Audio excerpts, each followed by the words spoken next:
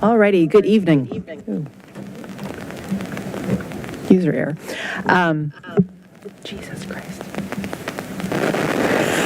Thank you. Good evening. Welcome to the Monday, February 26th meeting of the City Council. I want to call this meeting to order.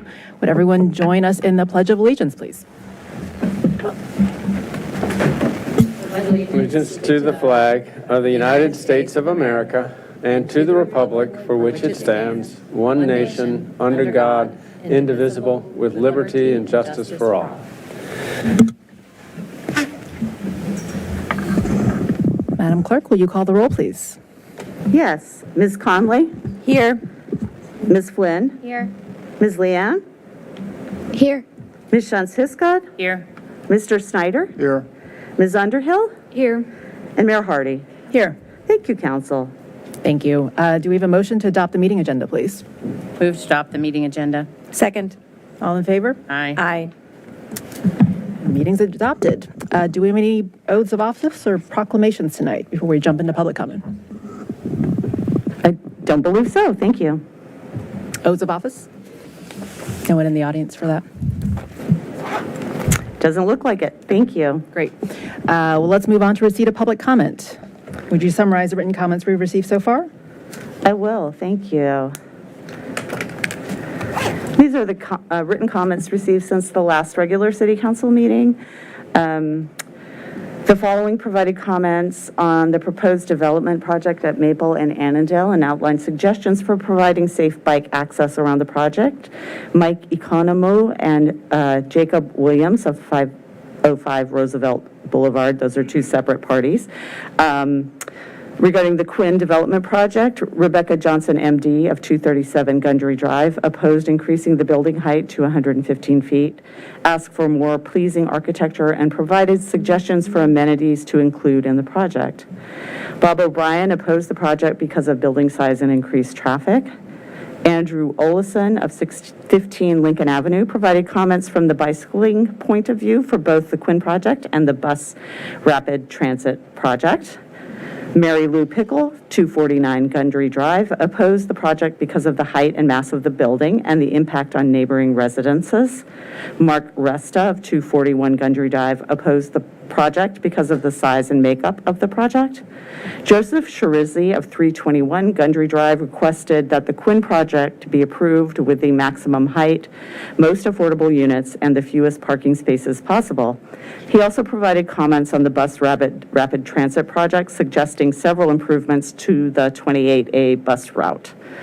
W. Frederick Thompson, 502 West Broad Street, provided affordable dwelling unit calculations for the project and questioned the assumptions made in the staff report.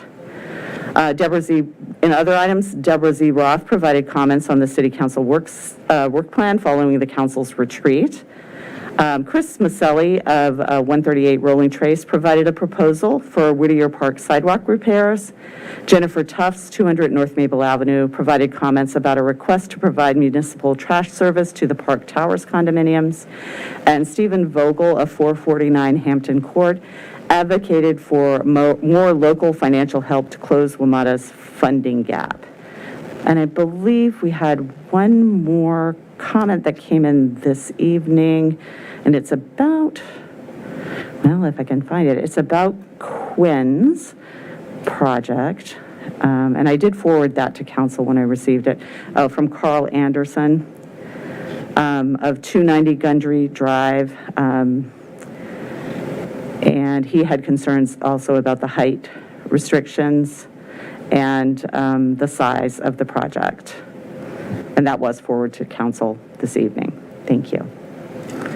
Great. Thank you for that summary. Let's take receipt of public comment, live and virtual, please. Yes. First, we have Peter Markham, followed by Jeff Pearson.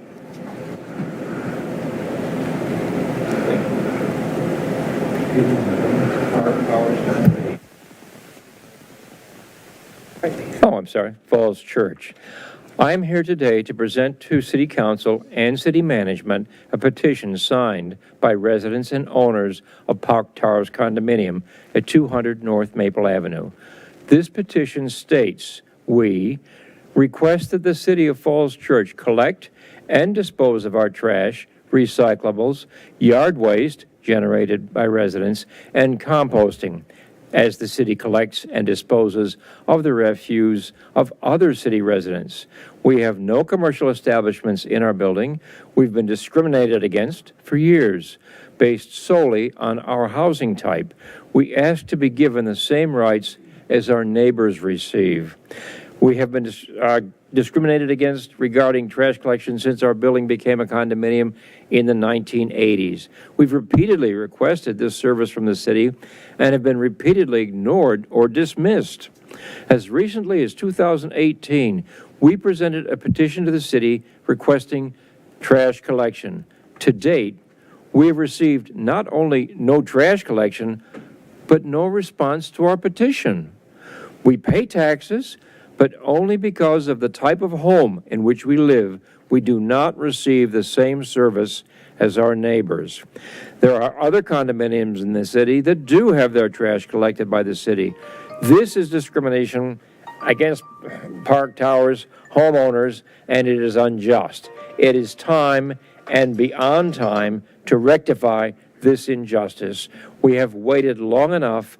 Let this city council and this city management be the ones that correct this wrong. Thank you. Thank you for your comment.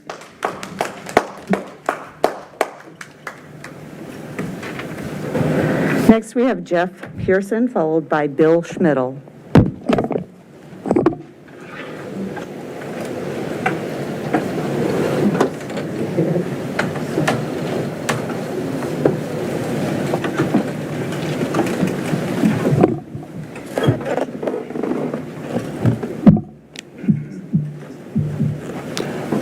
Hello, my name is Jeffrey Pearson, pronounced he, him series. I live at 513 West Broad Street, apartment 204, at the Byron, here in the city of Falls Church. I am here on my own I am here in my own capacity as a activist and as a person with a disability. You know, I really, I wanted to come here tonight to talk about the Quinn Project because I really felt, that, this is the type of project that we absolutely need here in Falls Church.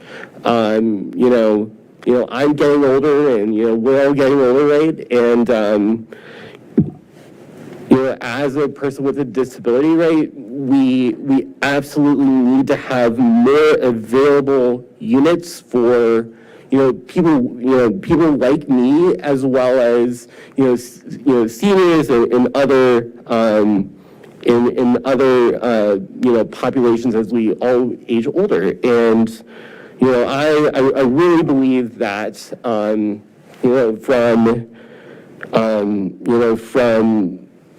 let me just pull up my notes here, excuse me. This does make a really large commitment into the Affordable Housing Fund, and, $1.9 million. I absolutely think that going forward, we need more types of housing opportunities like this. For seniors, for people with disabilities, this is extremely forward-thinking. I had the opportunity to read over all the materials this past weekend. I think it's a really, I wanted to dive into the details, right? Because I really wanted to, to understand, what the applicant was talking about and what would be added to Falls Church, right? And I urge a unequivocal yes vote. This is a yes vote for for the future of Falls Church. We absolutely need to get this done. We need more housing opportunities like this, as I mentioned earlier, as much as we possibly can. I appreciate, being in Falls Church. I really value the opportunity to be here, to being able to express our opinions, right? And really making sure that, me as a civic, citizen, right, can come here and talk about this. Because these, this is what we need to do. And I appreciate you guys listening, and I urge a yes vote. Thanks. Thank you for your comment. We have Bill Schmidl, and that would be our final person signed up for. Oh, we have another one. Thank you.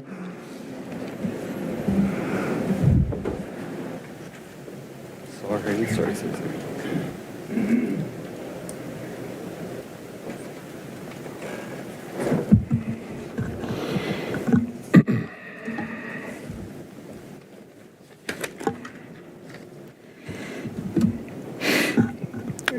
Members of City Council, thank you for this opportunity to address you about traffic enforcement on my street. My name is William Schmidl. I live at 312 Pennsylvania Avenue. I've lived there for approximately 10 years after retiring from the Army. Recently, there's been a few editorials in the news press. I think one was in the February 15th to 21st period, and then the other one was the 22nd through the 28th. And they both talked about the need for traffic enforcement. We've seen a reduction of the speed limit in the city to 20 miles per hour on certain streets. And while I applaud that effort and think it's wonderful, without enforcement, it really means very little. The only people that will be obeying the law are the actual residents. With all the commuters we have come through our street, they don't seem to be too concerned about the safety and welfare of the folks that live on the streets. So I take this as an excellent opportunity to request additional enforcement. I brought this up to the police department several times, and we always hope for the best. We always hope that they would do additional enforcement on our street. And I have to tell you that I recently FOIA'd the number of records for the last 3 years, the number of traffic tickets they've issued on our street, and they've issued none. No speeding tickets whatsoever. And this seems to be contrary to what's actually happening on the street. We've had some speed studies done over the years, and typically what the city's come back to us with is the typical or average speed was 35 miles per hour, and we had people going upwards of 66 miles per hour on our street. So I would urge you strongly to ask your police department to increase the enforcement on the street, because without enforcement, it really means nothing. I would also say that when we have brought up trying to do some traffic calming on our street, we were told that our cars are, because people have to go through our cars, that reduces people's speeds. Well, my cars have been collectively hit 8 times on our street over the last 10 years, and that seems a little excessive. So I would just ask you, please ask your police department, your chief of police, can we do some more enforcement? Thank you. Thank you. Thank you. Next, we have Mary Lou Pickle. And you probably weren't here in the start, but you do have a 3-minute time limit. The yellow light will come on, and you'll have 45 seconds to sum up. Okay. Thank you. Okay. Good evening, Mayor, Vice Mayor, and Council. Oh, can you hear me? Yeah. Thank you. Good evening, Mayor, Vice Mayor, and Council. I'm here tonight to speak about the Quinn project and the very tall building that's proposed next to a residential neighborhood. I ask that you not approve a special exception to the city's land use rules that would allow this building to go significantly above the allowed height. It is not a by right project and is not a purely business use. It does require a change to the city's comp plan. This request is out of scale for the area and will cast large shadows on the affordable housing across the street now and in the future. This kind of height juxtaposed to residents does not happen in other parts of town. The applicant is asking to build 10 stories. It would be significantly higher than the tallest buildings in the area, including the Harris Teeter, Founders Row, and the Whole Foods. The building would be too high for a residential area in the little city. You have the discretion to deny this request and keep the city's land use safeguards in place. I would ask that you work towards a building that conforms to the city's height limits, one that includes meaningful setbacks and step backs, or what you might call tapering, to reduce the massive look, including on the side facing South Maple Avenue. Other projects in town you have asked for and received meaningful setbacks and step backs, concessions which help modulate the structure and make it less monolithic and towering. So I come before you tonight to ask that you continue to negotiate for more meaningful changes to this proposal. Please let the sun shine on all of your residents. Thank you for your consideration. Thank you for your comment. Do we have anyone else? I have one speaker signed up for the public hearing we have this evening, so they wish to wait for that. Okay. Well, let's move on to report of the city manager, Mr. Shields. Thank you, Mayor Hardy, and members of City Council, members of the community. I just wanted to report on two things briefly, and then if I could take time during the city manager's report tonight to ask Ms. Kayleen Mark, our housing specialist with the city, to present our 2023 affordable housing report. So just two things to report on. One, we do have a town hall meeting tomorrow night for the Greening of Lincoln project. It will be here in City Council chambers at 7 p.m. This is a project that will put in place best practices for stormwater management along Lincoln Avenue and improve pedestrian facilities on Lincoln Avenue and traffic calming on Lincoln Avenue. All are welcome, but we will walk through conceptual plans and get resident feedback on those plans. Again, 7 p.m. tomorrow, Tuesday night, here in council chambers. The second thing I want to report on is that the city's Director of Communications, Susan Finarelli, will be leaving the city on Friday of this week. And I just want to thank her for her outstanding service to the city. The Director of Communications position is a very challenging position. It's one where you're on call 24/7 to respond to emergencies and to get crucial information out to the public, as well as to meet all of the demands of the city to get information out on programs and projects on a regular basis. And Susan has done it very admirably. So I thank Susan for her work and for her accomplishments here with the city. So now if I could invite Ms. Mark to come up to the podium, and we're very pleased to present the 2023 report. The data that's in this report hopefully will be useful to the community and to the Housing Commission and the City Council as we consider the affordable living policy, which is on the docket up next, and we want it to be based on facts that are in our community. So Ms. Mark, thank you for your work on this report, and look forward to the presentation.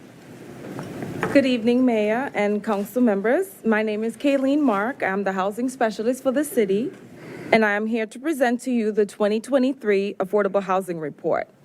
This report is an annual update to the city's affordable living policy, and next year, the annual housing update will be based on the newly adopted in 2024 affordable living policy. The City of Falls Church has had lots of great and exciting things in 2023. We had an amazing year for affordable housing, most of which was through City Council, Housing Commission, and community support. Here is a list of some of our accomplishments in 2023 that added units to our affordable housing stock and housing preservation.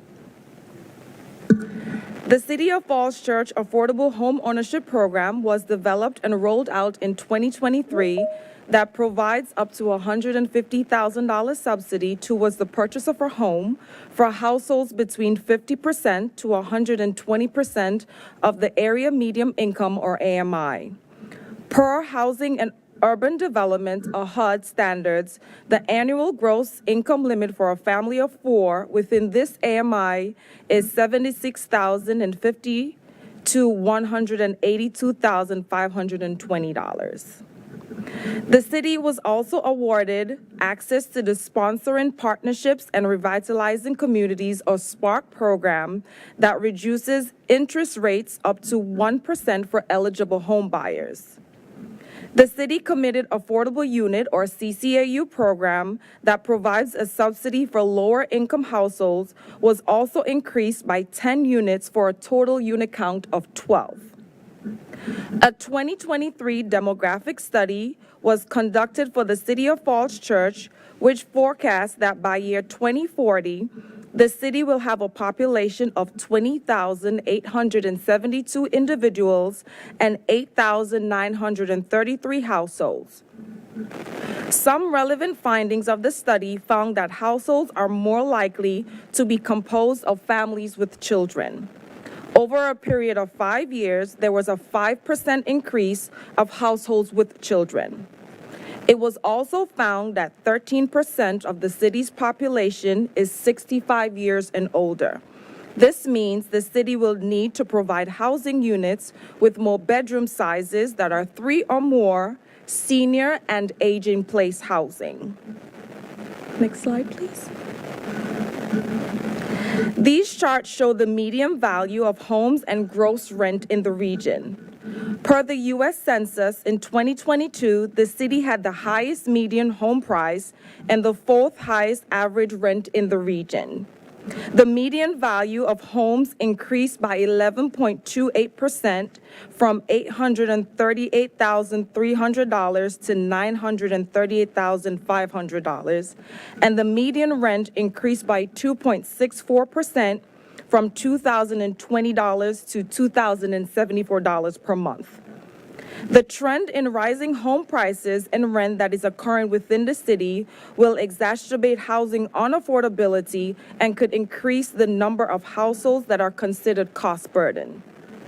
There is also a distinct gap in home ownership and affordability for city residents.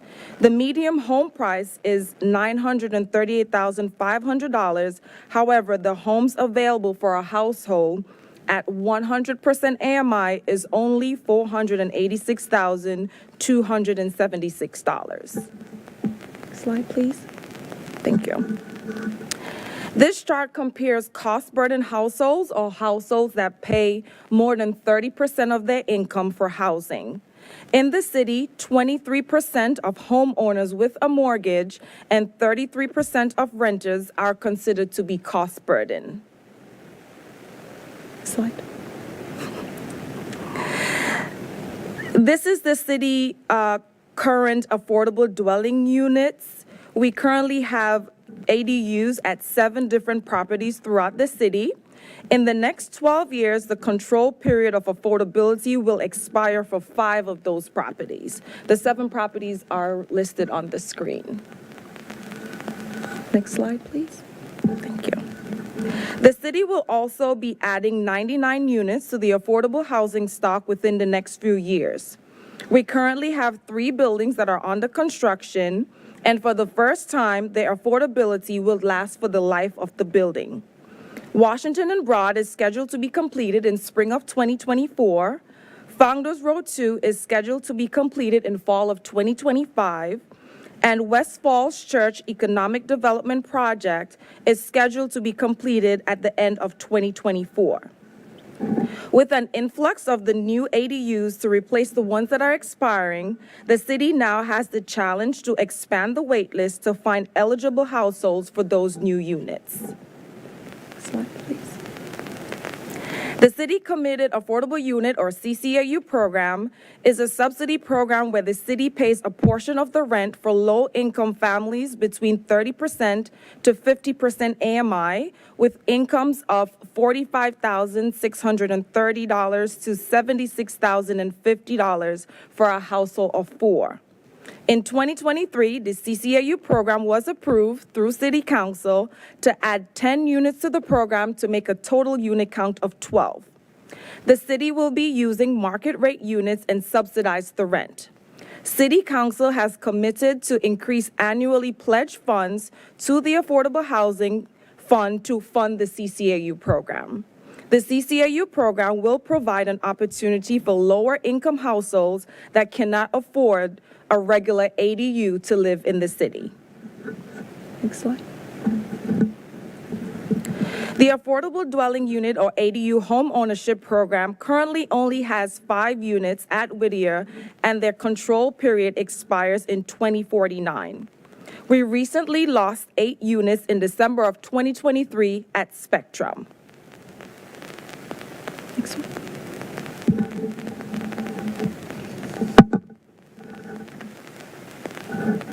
The new City of Falls Church Affordable Home Ownership. We missed the slide, I'm sorry.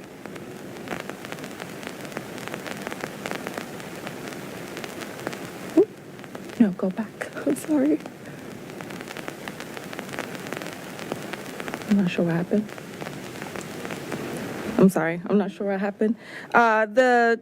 The new City of Falls Church Affordable Home Ownership Program was launched in 2023, and we added 6 new properties to our home ownership housing stock, and we anticipate adding 12 more units within the next year. In 2023, the city placed 3 households in units through this program. We currently have units through the City of Falls Church Affordable Home Ownership Program at Winter Hill, Falls Place, Covent Garden, and Park Towers condominiums. Okay. Next, what are we losing? Yes, thank you. The city currently has 218 affordable committed rental units. These include the Fields, our current ADU and CCAU stock, and our units at Virginia Village. In the next 15 years, by 2039, the city is at risk of losing 63 ADUs when their control period expires and 96 units in the Fields when their tax credit expires.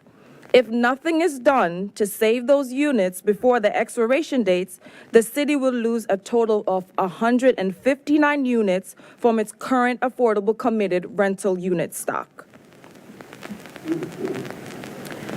It is vital to maintain our affordable housing stock in the city.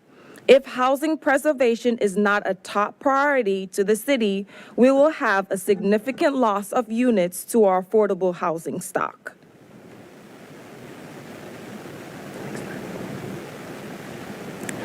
The City Council currently commits $120,000 annually to build the Affordable Housing Fund that helps preserve or create affordable housing within the city. City Council also allocated $500,000 of city surplus funds to the Affordable Housing Fund. $350,000 of those funds was used to expand the CCAU program and $150,000 to assist families with the purchase of a home through the City of Falls Church Affordable Home Ownership Program.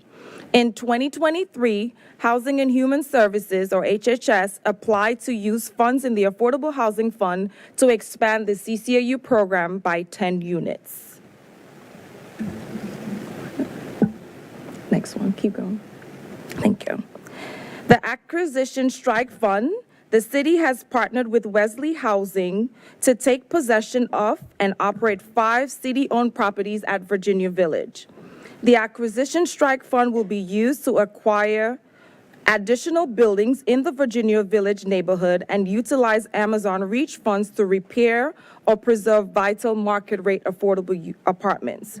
In early 2023, the city executed a memorandum of understanding with Wesley Housing, and it anticipates that closing will be in March of 2024. This concludes my presentation. I thank you to City Council, the Housing Commission, and the community for your support of affordable housing within the city. Thank you. Great. Thank you for that work and that excellent report.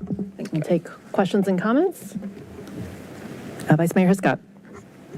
Elaine, thank you very much for the presentation. I just was hoping that you or the city manager could just comment what happens next. We take this data, and if you would just walk us and the public through the process so that you know how we're working on addressing the concerns about losing several of these units. What are we doing to preserve them? What's the process moving forward?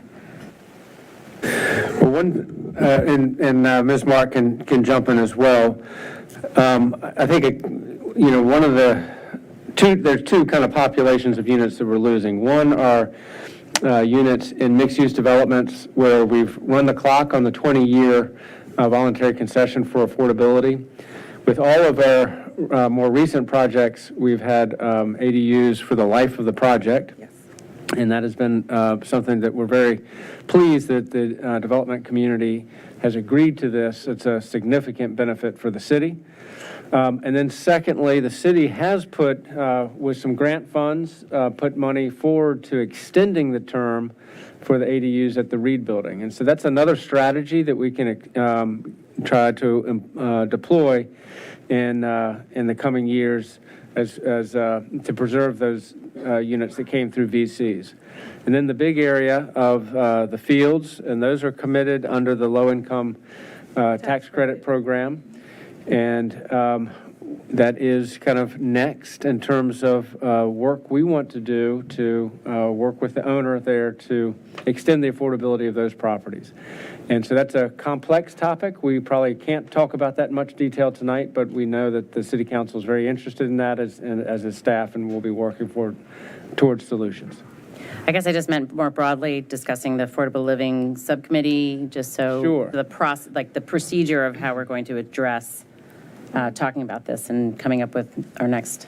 Yeah, Brendan is working, I think he's online. He's also working to get the committee together to discuss. Brendan? Is he there? Hi, everyone. Brendan Woodley here, Housing Development Specialist. I can speak a little bit to the Affordable Living Policy Work Group. We'll be putting that together over the next few months. We are nearing our first meeting, actually, and the fields, among other affordable housing preservation strategies, will be discussed in that meeting. And I certainly don't want to get ahead of my horses here, but I do believe that Wyatt is correct, that we will be having conversations for all of our needs for affordable housing preservation over the coming year, including, but outside of as well, the Affordable Living Policy Work Group discussion. So it will be a part of those discussions, but there will be other discussions as well, especially pressing matters such as our need to maintain affordable housing preservations. Great. Other questions or comments? Ms. Leon? I just wanted to, thank you very much. Can you speak to, for the public's sake, the process for how you move this wait list? It grows over the years. Yes. I've heard comments from individuals that it's unclear what the process is, or notification around just updates. So can you talk about perhaps improvements or the public feedback you've gotten on that and what you plan to change Sure. with that input? Sure. So the wait list is maintained based on priority. So priority 1 would be for seniors that are 62 and over and those that are disabled who are in the actual city of Falls Church. Priority 2 would be for those that are in the city, who work or live in the city. And priority 3 would be for those that are outside of the city. Many of the questions I get is people would like to know how long, the time frame. And it's difficult to give a time frame because it's based on availability and the priority wait list. So for example, if someone is on priority 2 and have been waiting and priority 1 continues to grow, their wait time increases because we give the priority to priority 1. So it's usually very difficult to give a time frame. So usually when people call, I say it's very difficult to give, a specific time frame. So for example, if a unit becomes available and everyone that's on the list, I may have a 1-bedroom and a 2-bedroom is what becomes available. I have to skip over those households because they don't qualify. So it would be based on availability and also eligibility of the households that we have on the list, including income-wise. Yeah. Is there any improvements that you're planning to apply this year? Thank you for explaining that. I think the question for the public is are you doing anything from a process perspective or communication perspective? Usually, you mean when we receive applications? Throughout the whole process, intake, So right to closure? when the applications come in, I do let them know it's pretty much just a waiting process because there isn't more so any sort of updates in between until I have a unit to offer to a household. So once I do receive the application, I would acknowledge receipt of the application and let them know of the wait list based on priority and how it works, and let them know it's sort of just like a waiting game until I actually have a unit that when I am to their name, if I have something that is available that they qualify for, then I would reach out and make the offer to the household. But the bottom line, Kayleen, is when folks inquire in the status, you have an SLA that you respond within a certain amount of time, right? Yes. Yes, Mhm. okay. So Yeah. that would be what, 24 hours? Yeah, so Okay, yeah, emails so are there's usually a within standard 24 response time. hours. Yep. Sometimes they call, so Yep. they get a response right away. You pick up the phone. Yes. Okay. Or sometimes they would email. Okay. And how much has that list grown from last year to this year? So currently, we have about 528 for all priorities households, and we currently have at least 300 households that are at or below the 50% AMI that is more difficult to serve. Yeah. Has it grown by 20%? I would say 15? more than that, because More. now with the new developments, we have a lot of households that are reaching out because they are interested in the new developments, so they are getting their names on the list for when those units become available. Yeah. For the Spark program where you're offering that 1% interest rate reduction, just curious on the metrics for that. How many folks have you placed into mortgages using reduced rates through the Spark program? We have had 3 households that we place through the City of Falls Church Affordable Homeownership Program, but Brendan can confirm out of those 3, how many of them have used Spark. So everyone that we've placed through the Affordable Homeownership Program has used Spark so far. And the great news about it, it's a Virginia Housing sponsored grant that's administered by the city. The great news is we actually have access to far more funds. So people who are interested in using the funds who are not part of the Affordable Homeownership Program, we've developed the process to actually expand it and allow them to have access to it while making sure that the folks who are interested in the Affordable Homeownership Program will also have access to it. I believe we have enough for about 16 people, and that's a yearly fund. Okay. Okay. So, All right. and have we exhausted you? Do you normally place all 16 or is it? No. I doubt we'll There's place all opportunity. 16. We only have 3 so far, and I don't think we'll get to 16 before June. But we will reapply for it next year so that the people can continue to have access to it, either both inside and outside of the homeownership program. Okay. I'll probably hold off. There's so many questions I have on this topic since I like it so much, but I'll hold off and let others ask. I'm always happy to answer your questions, I Caroline. know you're good at it. Thank you. Ms. Connolly? Thanks, Mayor Hardy. Thank you for this report, Kayleen. Thank you. It's great to see so many programs happening and moving along, and we all know it is a big, big issue. So I appreciate that you are chipping away at it in so many different ways, and that is new for us, Yes. right? If we look at the report from last year and the year before, it's not quite as optimistic on all the different programs. However, the stuff that is not optimistic are all the ones that we're losing.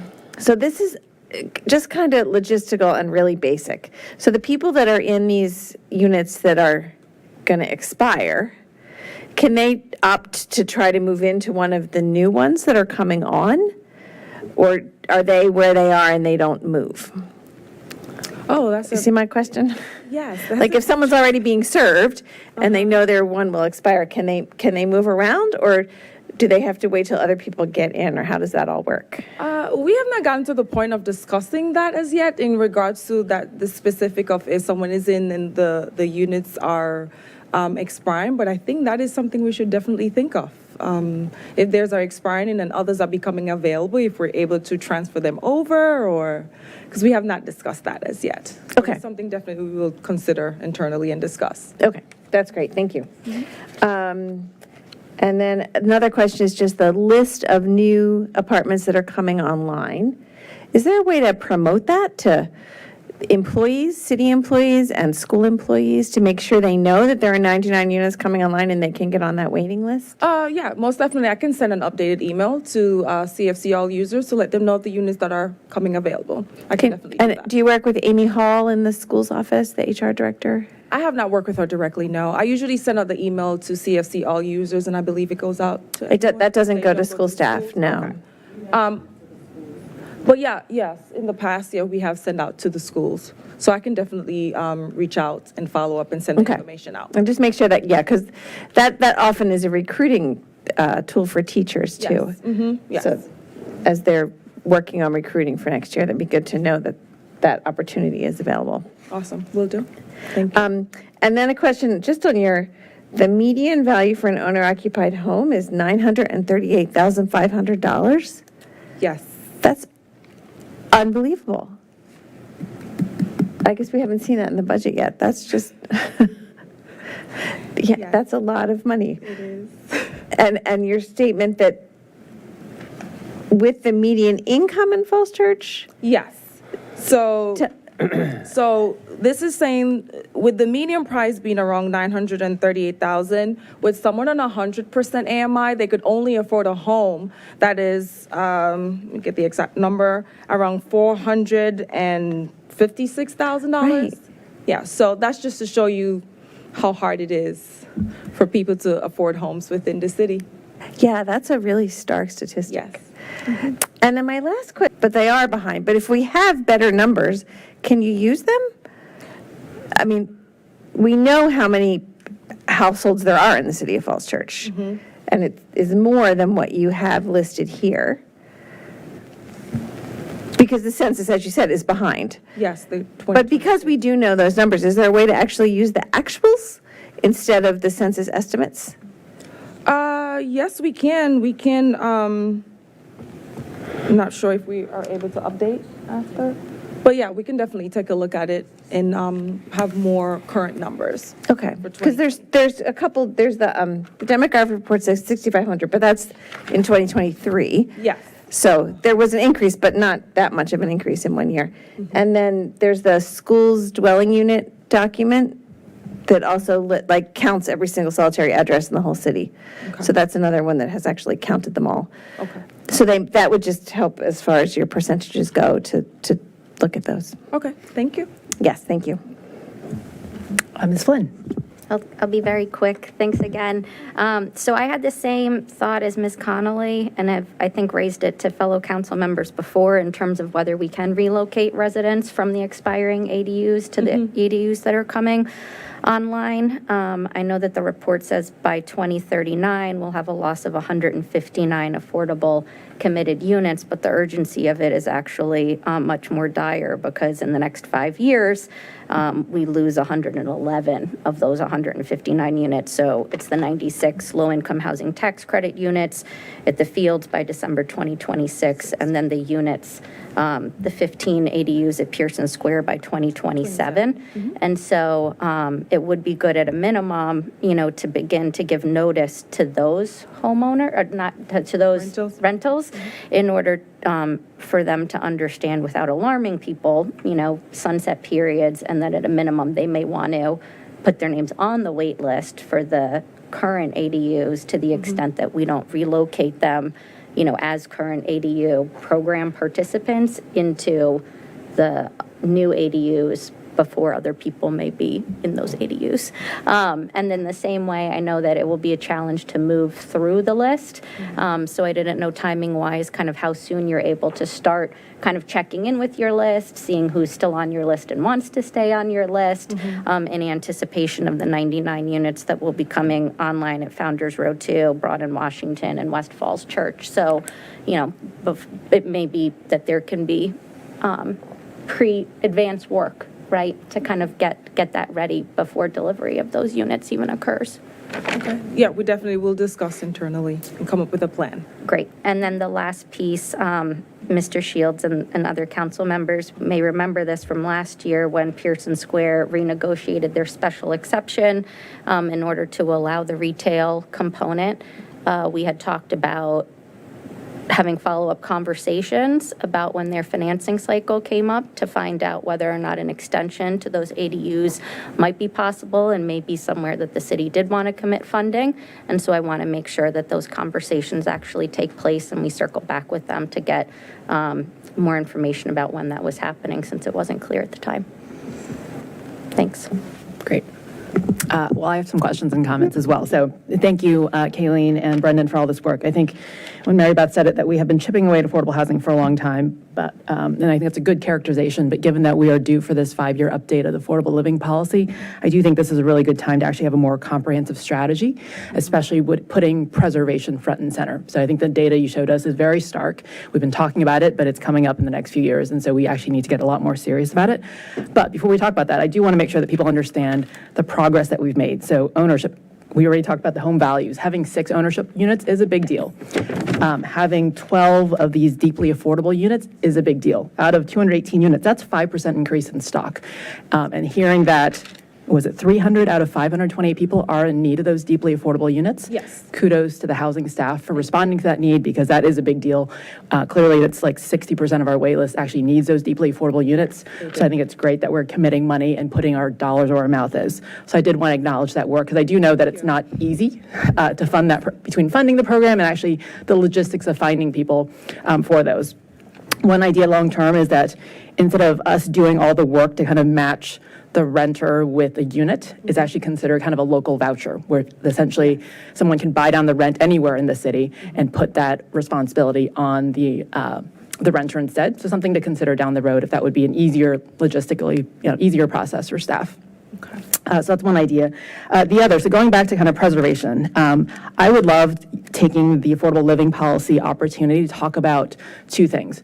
One is a more comprehensive goal of how many units we should have as affordable. Right now, we have 218. I think Mary Beth cited that we have 65 housing units or so, or households in the city. That's 3% of our total housing stock is committed affordable. Is that enough? If we do nothing, maintaining that 3% is going to require a lot of preservation work. But if we all believe that 3% is not enough, maybe we should challenge ourselves. Maybe 5% of our total housing stock should be affordable. Maybe double. Maybe it's 6%. So I would love for the Affordable Living Policy Work Group to consider that. And then the next layer down, we should have goals by AMI and unit size as well. Based on your waitlist data, where you talked about needing more deeply affordable units, more family size units, more units for kind of aging in place senior needs, I would love to have more targeted goals and metrics, and then strategies that come from those metrics so we can hit those goals. I think so far we've just been trying to add more, but as we get more sophisticated, I would love our strategies to match and make sure we are hitting goals and actually meeting the needs of where our population is. So that's kind of my first broad request. On the spectrum, the ones that expired in December 2023, I believe this came up in the Housing Commission discussion. What, if anything, could have been done for those to prevent them from expiring? So I brought that up after the Housing Commission. That is something we have not discussed. It's something we have to consider, because we have not done for preservation for the home ownership units. So I did bring that up internally, and that's something we will have to discuss to, in the future, if what can we do to preserve any sort of those units that are going to be expiring for the home ownership. Yeah, I think on rental, I like the creative thinking about, could people who are in expiring units move on to the wait list faster? I guess before, we should do the work to understand if that's possible, but I guess I don't want to be resigned to letting them expire. I would love to figure out the math involved of how to keep them, whether it's negotiating. Oh, yeah, no, and I totally agree with that. Yeah. It's like a parallel tracks Yes, to make sure absolutely. that people aren't out of the city. Yeah, because I think when we do the math, it is far cheaper for us as a city to preserve what's already built than try to build new ones to make up for it. And so I don't want to resign ourselves to saying, okay, let's just let those expire. We'll find new homes for people. That's not a great option for them either. So let's do our best to preserve the ones that are expiring, and then put those goals front and center of us every time, so we hold ourselves accountable to keeping them affordable. Any other questions or comments? Ms. Leon had a few more, I guess. Oh, Mr. Snyder, go ahead, since everyone else is gone now. Sure, thanks a lot. As I really got my start as president of the Falls Church Housing Corporation, and so this is very important to me. I hope that we'll be far more aggressive with our new development projects on affordable units than we have been in the past. It's something that I've wanted and will continue to advocate for. I do have a couple follow-ups to citizen comments. Do you want to finish the housing questions first? And then Yeah, let's we can finish get the to housing, those? and then we'll get to Yeah. comments and requests for the city manager. Ms. Leon? Mr. Shields, I actually would like to take you up on, I think, what I heard was an offer to discuss the fields in more detail with council in closed session if needs be. Can we do that, just given what's at stake there on preservation and what we could lose? Sure, we certainly anticipate doing that. Okay, thank you. Anything else on the affordable housing report? That's it. Thank you for your support. We Great. appreciate it. Thank you for the discussion. Thank you. Okay, so moving on to general council requests. Mr. Snyder? Thank you very much, Madam Mayor. I wanted to follow up, first of all, on the comments regarding Park Towers. There were some comments made that other condominiums, the city is actually picking up the trash for them, and that would create an equality issue, it seems to me. But regardless of that, I think they make a good case. They're homeowners, they pay taxes, and yet they're also paying for trash collection. So I wondered if we could begin to get an economic analysis of that, and as well as see what other jurisdictions are doing. I would like I would like a thorough review and discussion of this and the raw materials generated by you for our discussion. That would be point number one on that. Point number two, on the comments on speed enforcement. There's no question that traffic behavior is totally out of line here as it is elsewhere. And there are a bunch of things that we need to do. Hopefully, we can invite the police chief to come here and perhaps explain to us the enforcement strategy. I think many of us have said to him, this is the number one public safety issue for us. I know I have.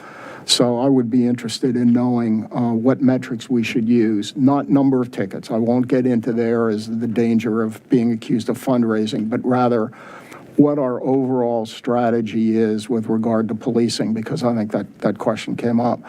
But more importantly, there are a lot of other things we need to do. For example, the pedestrian crossing from Little Falls to Harris Teeter, unless you're running, you can't get across you can't get across Broad Street with the white hand signal.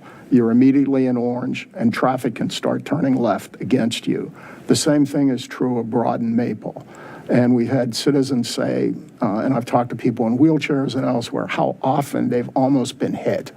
So we've really got to dig into this in terms of our enforcement, our timing of the signals, and I think other council members have made the same issue about the timing of the signals as well. This can't be put off or delayed. It's about the highest priority we have as a city right now. So I really want to see not only more rapid movement on what we're doing for the hard infrastructure, but I want to see more in terms of adjusting lights and other things. Finally, I want to express again disappointment that the General Assembly postponed electronic speed enforcement, despite the fact that our city and virtually everyone else imaginable spoke in favor of it, no opposition, and yet it was postponed. So it's a multifaceted issue, but I want to see more progress than we're receiving. We shouldn't have citizens come in and have to make the comment that he did tonight. I'm not blaming you, Mr. City Manager, but I'm saying collectively, we need to get at these component parts. Thank you. Other comments or requests for the city manager? I would just like to second what Mr. Snyder said, specifically with signals at crosswalks and leading pedestrian indicators. I also there was a report that the crosswalk at Shreve Road and Broad was not working for pedestrians trying to cross Broad Street. I'm wondering, is there an update? I know it was sent to VDOT, but will we get an update on that? I will find out and check the status of that. And Mr. Snyder, the two pedestrian crossings that you mentioned, one was right there in front of the State Theater across Washington Street. Is that one you referenced? What was the other one that you referenced with a short lead time? Well, that could be one, but I'm thinking about the one at Maple and Broad as Okay, one, and okay, one Little okay. Falls and Harris Teeter, and I suspect other council members have experience with other intersections, that the pedestrian opportunity is far too limited.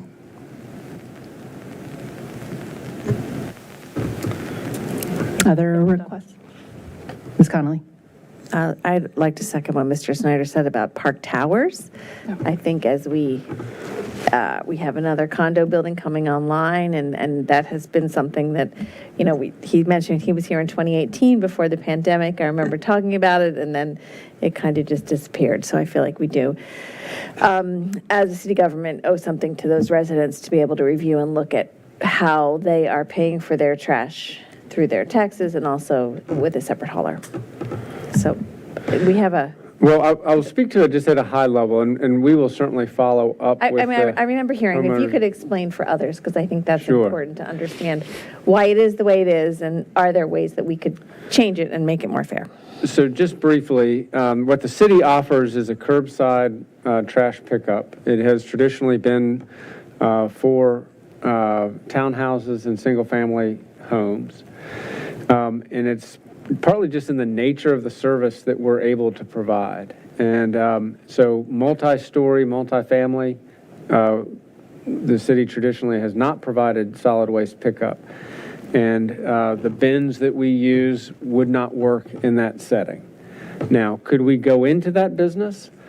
Potentially, but the thing, something to think about is, all of those buildings currently contract that service. And so how the city would kind of get into that market, knowing that all these contracts are already in place, is something we would just need to think through. There is one instance of a low-rise condo project, not multifamily, kind of multi-story, but there is one condo product that is kind of on the street level where the city provides curbside pickup. There is no building similar to Park Towers, just as an example, where the city does provide trash pickup. And the city does not provide trash pickup for any commercial properties. I'm not saying that Park Towers is commercial, but just as another class of taxpayers, they do not get the service as well. The last thing I will note is that the city is in the process of updating its solid waste management plan. And I believe that this is that is a potential vehicle for exploring this issue. I know we're getting to the end of that study, but I will talk with their project manager and just get the facts and provide a report to the city council, but also follow up with Park Towers directly. Yeah, they may be, I don't know that they're aware that the solid waste advisory group has been working through that. And I have one more question. That is, there was an email that went out today, a press release about reorganization in the PIO Yes. area. Can you just explain what that means to us? Sure. I should have mentioned it during my report. So one of the things that our Director of Communications has wanted to do for years is to have the police department handle emergency communications with the media. Many of those emergency communications are at 2 a.m. or, 24/7. And so we've been working with the former chief on a transition to the police department handling its emergency communications with the media, or I say emergency, incident communications with media, with police personnel. And so with the transition of Director of Communications, we've moved some tasks to other people, just because we're going to have one person in communications for about a month, possibly longer.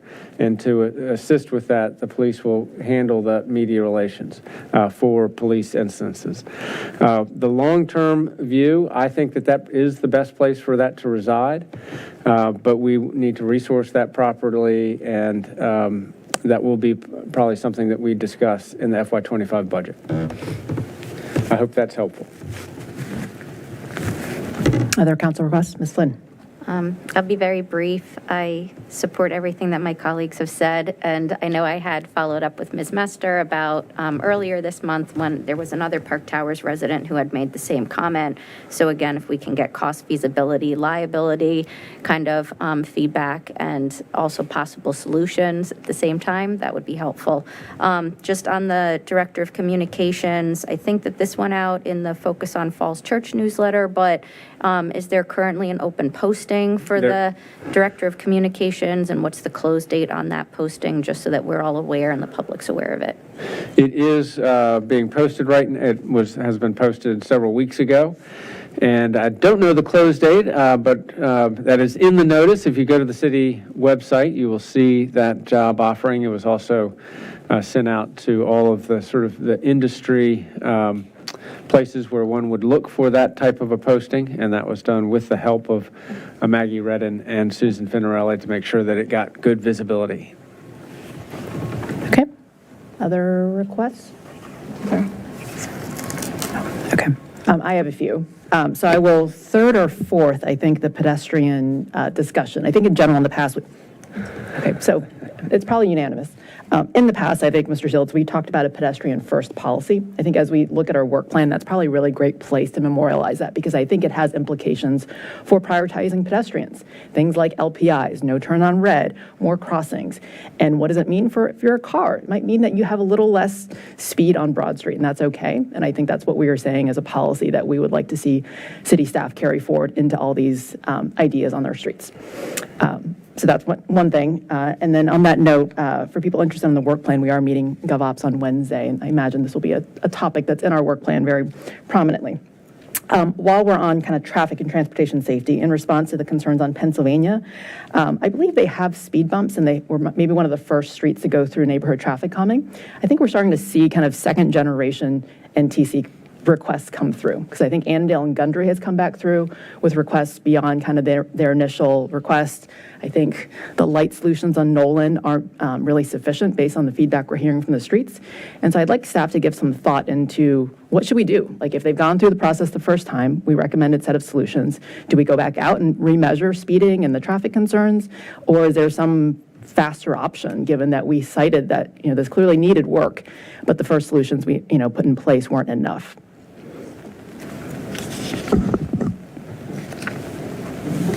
I think that's it for me.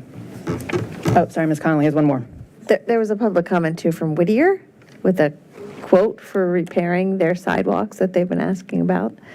I know that came in last year. I thought we communicated with the Whittier Condo Association.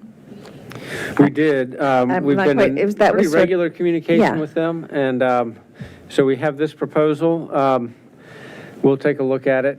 Generally speaking, it is a public facility, and so we would not contract that out to an HOA to take care of it. But we'll take a look at it.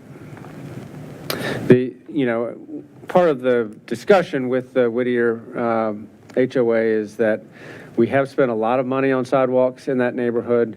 From an equity perspective, the complaints that they are raising now, we have many sidewalk issues throughout the city that are more severe in terms of the condition that we're trying to address than the outstanding issues there. And so we don't have them all ranked up where they can see where they would sort of fall in the ranking and when that might be addressed. That is something that we're looking to develop, but we don't have that in hand right now. So that is, I think, contributed to being kind of an ongoing conversation. Great. Okay, are we ready to move on to business on the agenda? Okay. Madam Clerk, will you call the items, please? Yes. Would you like me to call the two public hearing items on the Quinn development together? If that is acceptable to the city attorney, let's do them both together. Yes. Thank you. First, we have TR 23-23, resolution to amend the comprehensive plan official future land use map of the City of Falls Church by reclassifying approximately 0.623 acres of land located at 360 South Washington Street, Lot 27, Real Property Code 52-306-027, from business to mixed use for a mixed-use redevelopment project known as Quinn Homestretch Senior Living on application by Quinn Enterprises LLC. And secondly, we have TR 23-24, resolution to grant a special exception for residential uses within a mixed-use development project and to increase the building height with a bonus of up to 40 feet to a maximum height of 115 feet for a mixed-use redevelopment project known as Quinn Homestretch Senior Living on approximately 1.866 acres of land located at 350 and 360 South Washington Street and 303 South Maple Avenue, real property code numbers 52-306-026 and 52-306-027 and 52-306-028 on application by Quinn Enterprises LLC. Great. Mr. Shields or Ms. Arsenault? I'll just make a few quick comments. First, in terms of our choreography for tonight, we'll start with a staff report. We'll invite the developer to come forward and speak to any comments that they would like to make. We do want to bring to the council's attention that we have updated voluntary concessions relative to what were posted last week, and those are all changes requested by the city, either technical in nature or to provide some further refinement or clarification of those voluntary concessions. So I want to thank the developer for working with us on those voluntary concessions. I want to thank the city attorney for her hard work on the VCs. She worked with staff to scrub them, and I think we have a much better product for that. So Ms. Arsenault, we'll turn it over to you for the staff report, and we'll go from there. Great. Thank you very much, Mr. Shields. My name is Laura Arsenault, and I'm the case planner for Quinn Enterprises, LLC. I will give a brief overview, staff recommendations, and updates since the last council meeting. I'll outline the potential fiscal impact and give a project timeline. Council is requested tonight to conduct a public hearing and consider final action on the proposal. The application description starts on line 71 of the staff report. The applicant is proposing a new 10-story mixed-use building with a maximum height of 115 feet. The new building will have 233 units of senior age-restricted housing and approximately 282,500 square feet of gross floor area, which includes retail, restaurant, and medical office uses. The 1.86-acre site is comprised of 3 existing parcels located at 350 and 360 South Washington Street and 303 South Maple Avenue. The application includes an amendment to the comprehensive plan future land use map for reclassifying one parcel, 360 South Washington Street, from business to mixed use, and special exceptions to include residential use in a mixed-use project, and 2, to allow an increase of up to 40 feet of building height for a maximum of 115 feet. Staff's recommendations begin on line 14 of the report. Staff recommends adoption of the proposed motions. Staff has completed the review of submission 3.3 and finds the project generally aligns with the city's comprehensive plan and the South Washington Small Area Plan. Further, city staff has reviewed the application for conformance with the primary and secondary criteria for review of the special exception applications. Assuming project approval, staff will continue to work with the applicant to refine the following elements, which are typically finalized during site plan process. 1 would be the ground floor retail layout. 2 would be the design and cost of the sculptures in the plaza and the branding of the park. 3 would be the final design of the plaza and the greenways, and 4 would be the lead scorecard. Updates since the last council work session are included on line 39 of the report. Council reviewed and discussed submission 3.2 on February 12th, 2024. New materials in the staff report since council's last meeting are highlighted in gray in the report. These updates include: for height and architecture, staff provided clarification on how the zoning ordinance defines building height and what exceptions are allowed for mechanical and safety equipment. Staff further confirmed there's no setback in the zoning ordinance required for the mechanical penthouse equipment. The applicant also modified voluntary concession language to allow garage door opening hours flexibility. For site design, the applicant including landscaping, tree canopy, and open space calculations on sheet L-200. The applicant further provided a new high visibility crosswalk with a raised concrete median on Gibson Street. For uses, the applicant clarified that the medical and dental office will only be located on the second floor of the building. For utilities and transportation, related specifically to the sanitary sewer, the applicant provided a voluntary concession, BC 35, that committed to upgrading sanitary sewer facilities to accommodate flows from both the proposed and potential future nearby developments. At the city's discretion, the updates would connect to either Arlington or Fairfax County systems. The connection to Arlington is shown on C502 and would follow a route from the property across Annandale Road, down South Washington Street, across Fairfax Street, and cross Broad Street, and finally connect to the gravity sewer line on North Fairfax Street. Consistent with past projects, the owner would construct the upgrades and the sewer availability fees would be reduced by the documented soft and hard costs. Any expenses above the availability fees would be the responsibility of the owner. Lastly, the applicant added a voluntary concession that prohibits tractor trailers inside of the garage and the loading area. Staff analysis. As with the past report, a staff analysis against the comprehensive plan, small area plan, and primary and secondary criteria for consideration of special exceptions applications has been performed. That analysis is in lines 170 through 809 of the report. For the fiscal impact, starts on lines 864 of the report. According to the methodology, the total projected revenues for the project are approximately $1.46 million. The total projected expenses are around $365,000. The projected annual net fiscal impact of the project is approximately $1.1 million or $590,000 per acre. Timing. The application scheduled to date is provided on line 877 of the report, which includes the original application date of March 3rd, 2023, subsequent submissions and reviews by City Council, Planning Commission, and boards and commissions.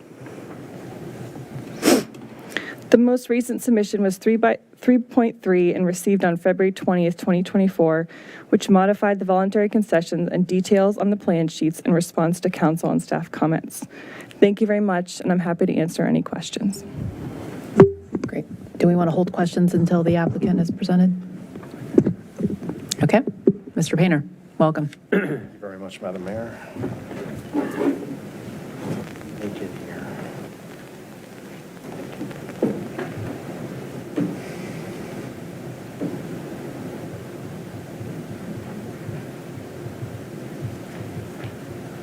All right, well, thank you very much, Madam Mayor, members of council. My name is Andrew Painter, speaking tonight on behalf of the applicant, Quinn Enterprises, LLC. We are very excited to be here once more. I think this is the 6th or 7th time that council has heard this application, and typically we go through all the changes that have occurred since the last time, and there's always been changes. But when we were thinking about how to portray the application before you this evening, we wanted to kind of take a step back, kind of where we were at the very beginning of this application process a little over a year ago, at the end of 2022, when we first had sort of a preview meeting, and kind of going back to what this project represents. And what I'd like to do is just have a couple prefatory remarks, then recognize Paul Quinn, the property owner, to come up and say a few remarks as well. I wanted to go back to the diagram that's on the screen. This is what we showed in our early meetings, which really sets forth the project goals. And these goals really came from the Quinn family trying to make this a community builder project in an effort to create not only just a true mixed-use community, but a place for people to live, a place for people to access, a place for people to thrive. And it really emphasizes 6 key areas on the screen. One, obviously, is senior housing to provide a comfortable and dignified living environment to house the needs of the communities or the city's fastest growing demographic group. Another one was to provide retail and restaurant access access immediately within the building. Another aspect was to provide medical office uses, which is a niche market that the city has targeted, that's well positioned between Merrifield and Virginia Hospital Center.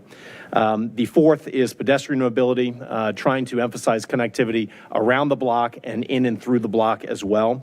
Having direct access to park space is extremely important to the Quinn family. And last but not least, acknowledging the history of this area, including the historic Rolling Road and the Tenor Hill community. If you go out to the site today, as I know we all have, you know it is fairly uninviting. Some might say unappealing to pedestrians and the public. There are 3 commercial buildings on the property that are in substantial need of repair, a lot of deferred maintenance. They are not economically viable on a going forward basis.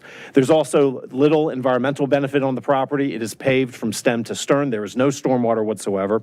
And physically speaking, the property is fairly walled off when you walk on by. There's no public access, and there's very poor sidewalks as well. Yet it sits at the confluence of multiple roads and is really a barrier between everything that's on the east side or the west side of South Maple Avenue and everything that is on the other side of South Washington Street. What we have sought to do here really is to create a project, again, that can serve as a catalyst for encouraging redevelopment and new investment in this part of the city. It is about placemaking, it is about economic development and housing opportunities, and making more than half of this property publicly accessible and available to the general public. To walk through a couple of the benefits and some of the things that we've heard in prior meetings. Our project team agrees with the sentiment that for a project to obtain special exception approval, including for a height bonus, the onus really is on the applicant to justify the propriety of the zoning action. And I think we also agree with the sentiment that with each project that we strive to do better, to set the bar just a little bit higher.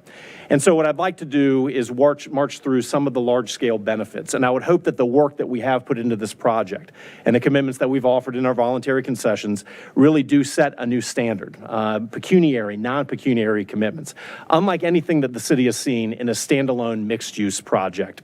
And I think a lot of that has to go, a lot of credit has to go to the Quinn family about how they feel about the city and their fellow residents. I think about how they feel about their place as residents in the city and what their legacy wants to be. So just to go through a couple of things and just marching sort of down the screen. First, new senior housing uses. As I mentioned at the outset, this really does respond to the need for increased urban-style senior housing within the city by delivering 233 new housing units. These new residents will increase the city's tax base, and they will ensure the economic success and commercial vitality for this section of the city, which has suffered in recent months and years. Second, we have reserved, at the suggestion of one of the council members, 10 independent living units for city residents to allow those city residents to kind of jump the line and receive prioritization in filling some of the units here. The third bullet point, new commercial uses, approximately 52,000 square feet, gross square feet of new Class A commercial uses, which will be of significantly higher quality than anything that's on the site today. We have agreed to all of the commercial linkage metrics that other voluntary concessions have done in other projects. We are proposing to provide over 2,000 square feet to the Tenor Hill Heritage Foundation rent-free for 10 years with one 5-year extension. If the foundation is not interested in this, we will provide it on the same terms to the Chamber of Commerce. And only then, if they are not interested, would we be permitted to lease it to a private leasehold interest. We have also provided approximately 800 square feet for a shared public conference space that would be used by or be available for use free of charge to nonprofit organizations as well as city boards and commissions. All of this results in the second to bottom bullet in the highest per unit community benefit package of about $51,000 per unit. That is, and furthermore, almost $486,000 per acre. We are nearly tied with 301 West Broad Street as having the highest net fiscals per acre. Most of the other net fiscals per acre for mixed-use projects are between 10 and 70% less than that amount. Also, as staff mentioned, increased revenues to the city of about $1.46 million annually in gross revenues, about $1 million in net fiscal. We have worked with city housing staff to provide a major affordable housing commitment of about $1.9 million. That equates to a contributory value between 10 and 14% of the total number of units being set aside at 60% AMI for a period of 30 years.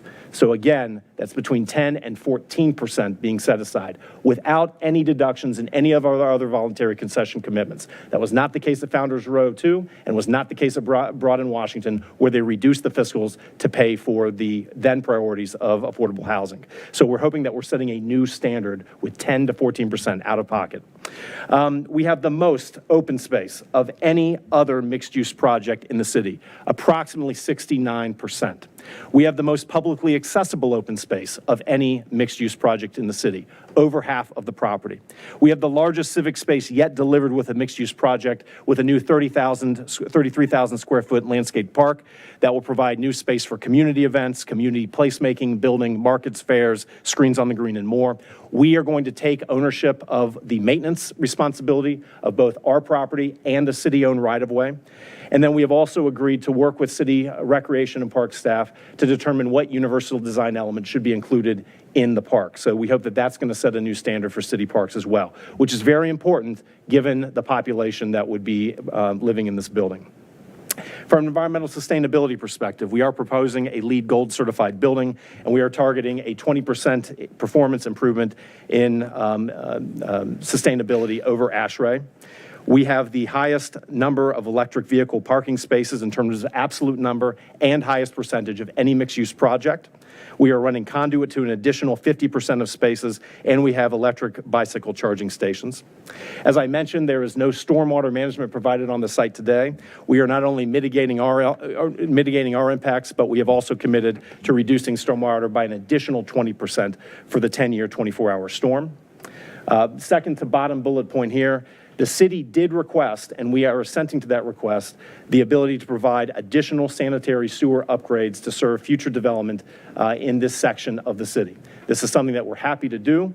We've worked out that voluntary concession multiple times with the city attorney's office. We're confident, and we've also run two contractors to find out exactly how much it's going to be, and we feel confident that we're able to eat up any difference between the sewer availability fees, which is the maximum city exposure under the voluntary concession, and whatever that delta would be for the maximum amount. In terms of additional library, parks, and stormwater contributions, we have those, and then we have a series of transportation improvements, including streetscape upgrades along South Maple and South Washington Street. As I mentioned, interior block pedestrian connections. And those are things that are called for in the small area plan. They will be built to a minimum clear zone width of 8 feet. That does provide generous amounts of area for both bicyclists and pedestrians to walk. We have provided $10,000 to establish a Virginia Village residential permit parking district. We have a $40,000 bike share contribution, and we are offering or requiring a 20% reduction in occupancy trips from this site.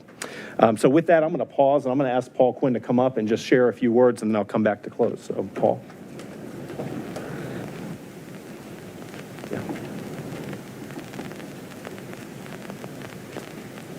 I am Paul Quinn.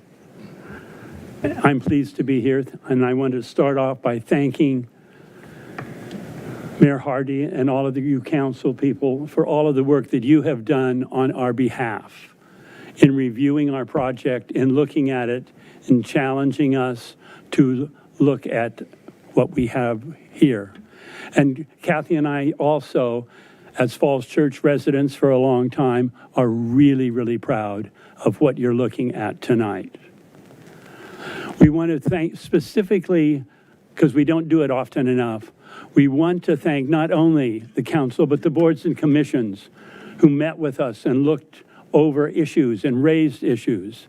And the staff and team working for us was under the instructions to omit none of them in our assessment, none of them in our review, and look at all of them in terms of our analysis. This is going to be great for Falls Church. Falls Church has been great for us, and we are pleased to be involved in something that we think will be good for Falls Church for years to come. We think we have some innovative ideas. We think Falls Church is worth investing in, and it's worth living in. Thank you. These guys will answer all the tough questions. Thank you, Paul. So just in closing, Madam Mayor, I would just underscore that we have made substantial changes. This has been reviewed by 2 councils now, and each of you, whether you know it or not, have had an indelible impact on the changes that are before you this evening. And I think in the final analysis, I go back to being a younger man in planning school, and I learned that planning is all about achieving a balance. That's the approach that we've taken every day we've been at this, trying to balance all of the different stakeholders, responding to what we heard. It's not been easy, but we are incredibly proud of what we've done. Your professional planning staff has reviewed this proposal extensively in light of the city's adopted policies. I think I provided a 24-page statement of justification, which highlights all of the justification that we have for this zoning action. We are honored to have staff's recommendation of approval. We appreciate the very supportive comments from your boards and commissions, as well as the recommendation of approval from your planning commission. With that, we are here to answer any questions and be happy to respond to any speaker's comments. Thank you very much. Great, thank you. Let's open up to council questions, and then we'll open up for the public hearing. Other comments? Who has a question?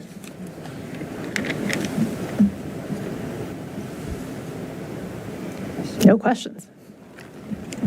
Ms. Flynn. Well, I guess I have questions. I didn't know the city manager, I was hoping might be able to walk us through voluntary concession 35. It might be an appropriate time to do so in terms of the 2 options that are before the city for addressing the sanitary sewer improvements on the site. And so I think it's important for the public record for everyone to understand what those are and for the council to understand what's involved.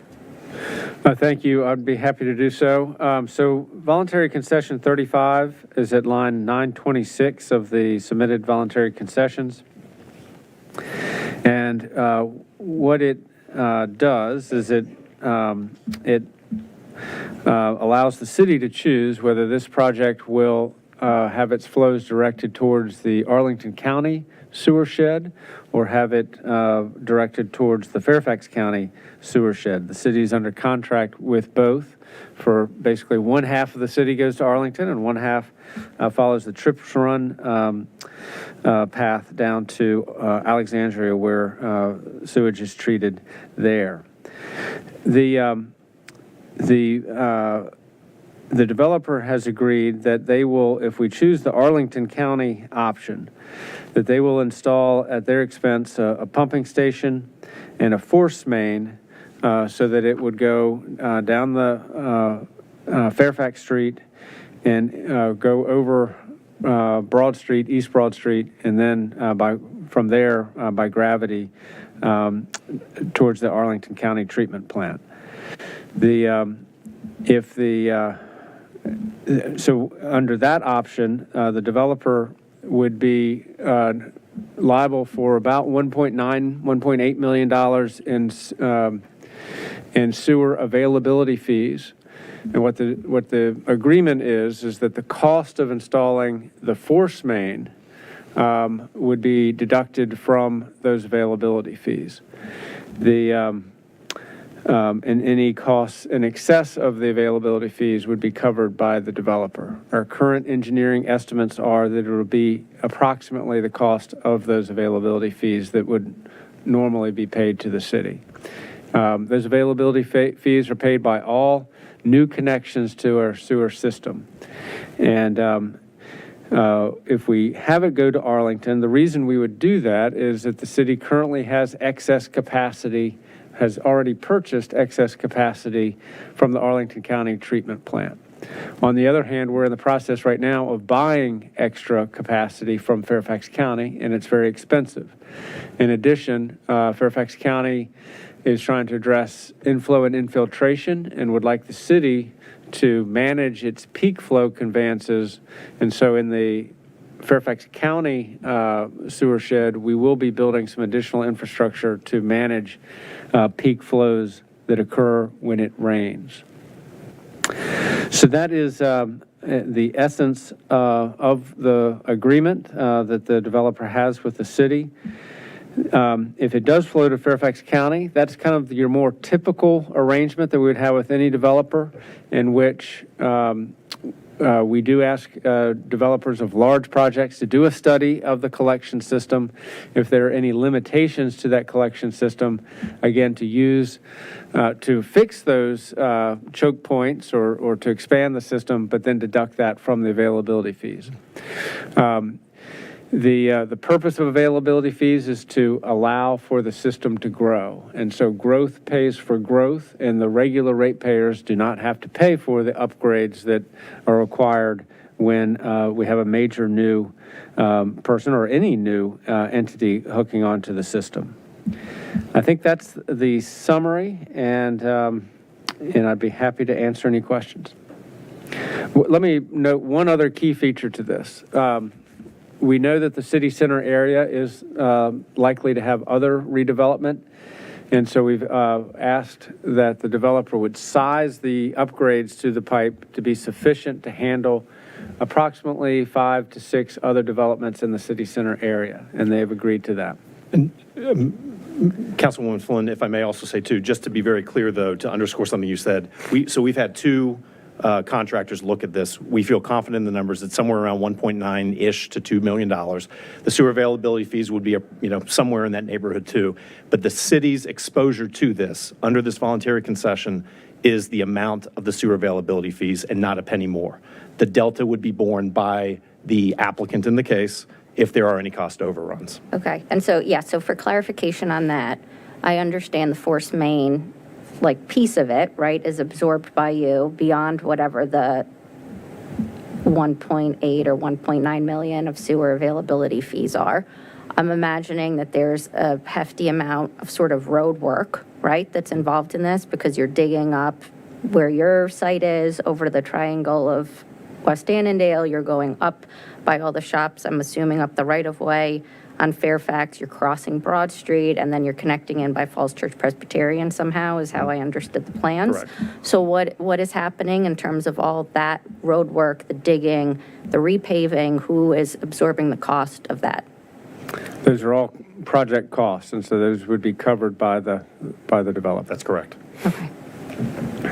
And then I guess I had a question on, sorry, should I just keep going? Sorry, so before moving off sewer, let me make sure I've understood this because there's various red lines on here. So line 934 to 933, 934, that is the 5 to 6 projects, Mr. Shields, that you cited, would be additional future flows that the infrastructure would cover?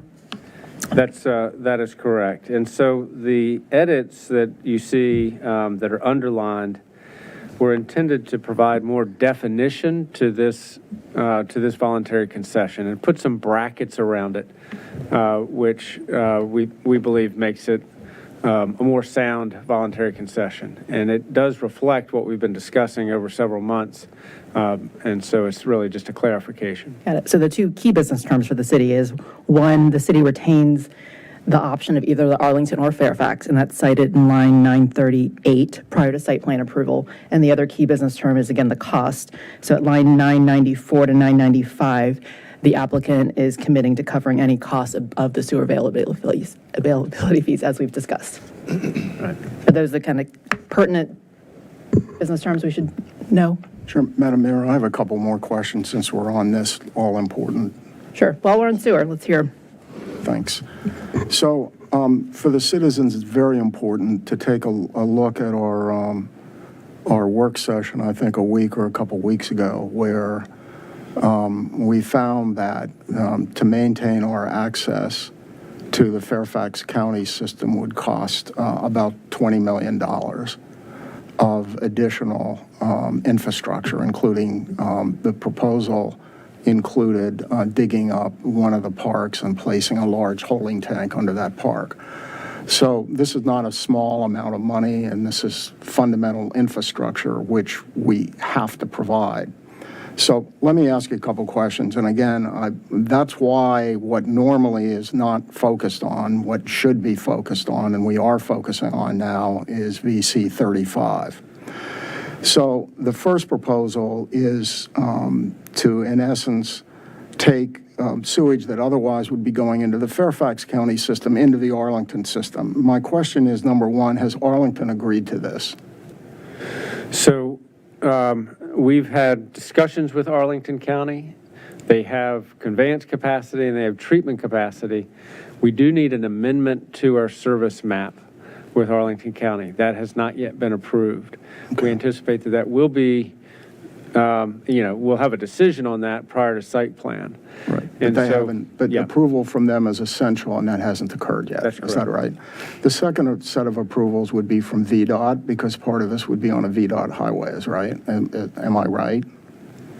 Well, the Route 7 is part of the primary highway system. I've never heard any examples of VDOT having an objection to putting infrastructure into the streets. But their permission would be necessary, is that right?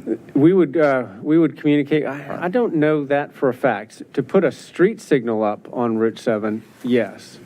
But we own Route 7 fee simple, and putting infrastructure in it, I'm not positive that we do need VDOT So approval for digging that. up But the street, even though to place a signal on it, you need VDOT approval, yeah, but to dig signal up the is sort of a street, you can special do that case without. because that's a traffic control device. All But, right. So let- putting infrastructure underneath it, I think that is something that I'll need to get back with you on in terms of what VDOT's role in that. So that's a potential issue. So let's do the worst-case analysis. So the Arlington option doesn't work. So we have an estimate to expand the capacity to meet our current needs, actually through 2025. The rough estimate for the first look at this was about $20 million, if I'm right. Now, is the developer here agreeing to pay the difference between $1.8 million and $22 million, or $20 million? No. No. So what are they agreeing to pay in the worst-case Fairfax option? So under that situation, they would pay their availability fees. And Which those- would be 1.8, or That's right. the number is 1.8 million. That's right. And potentially, if the Arlington option doesn't work, for the project to go forward, you'd have to connect to Fairfax County, and at that point, we're going to need the investment of $20 million. Okay, thanks Well, very much. I mean, I would just note that that the investments that we're talking about are for the whole city. And with Fairfax County, that part of our sewer shed, we need to purchase that additional capacity in any event. And so whether this project does not necessarily drive that decision-making, I think ultimately what the city will do is make the best business case decision as to which way we want the flows to go, is towards Arlington County or towards Fairfax County.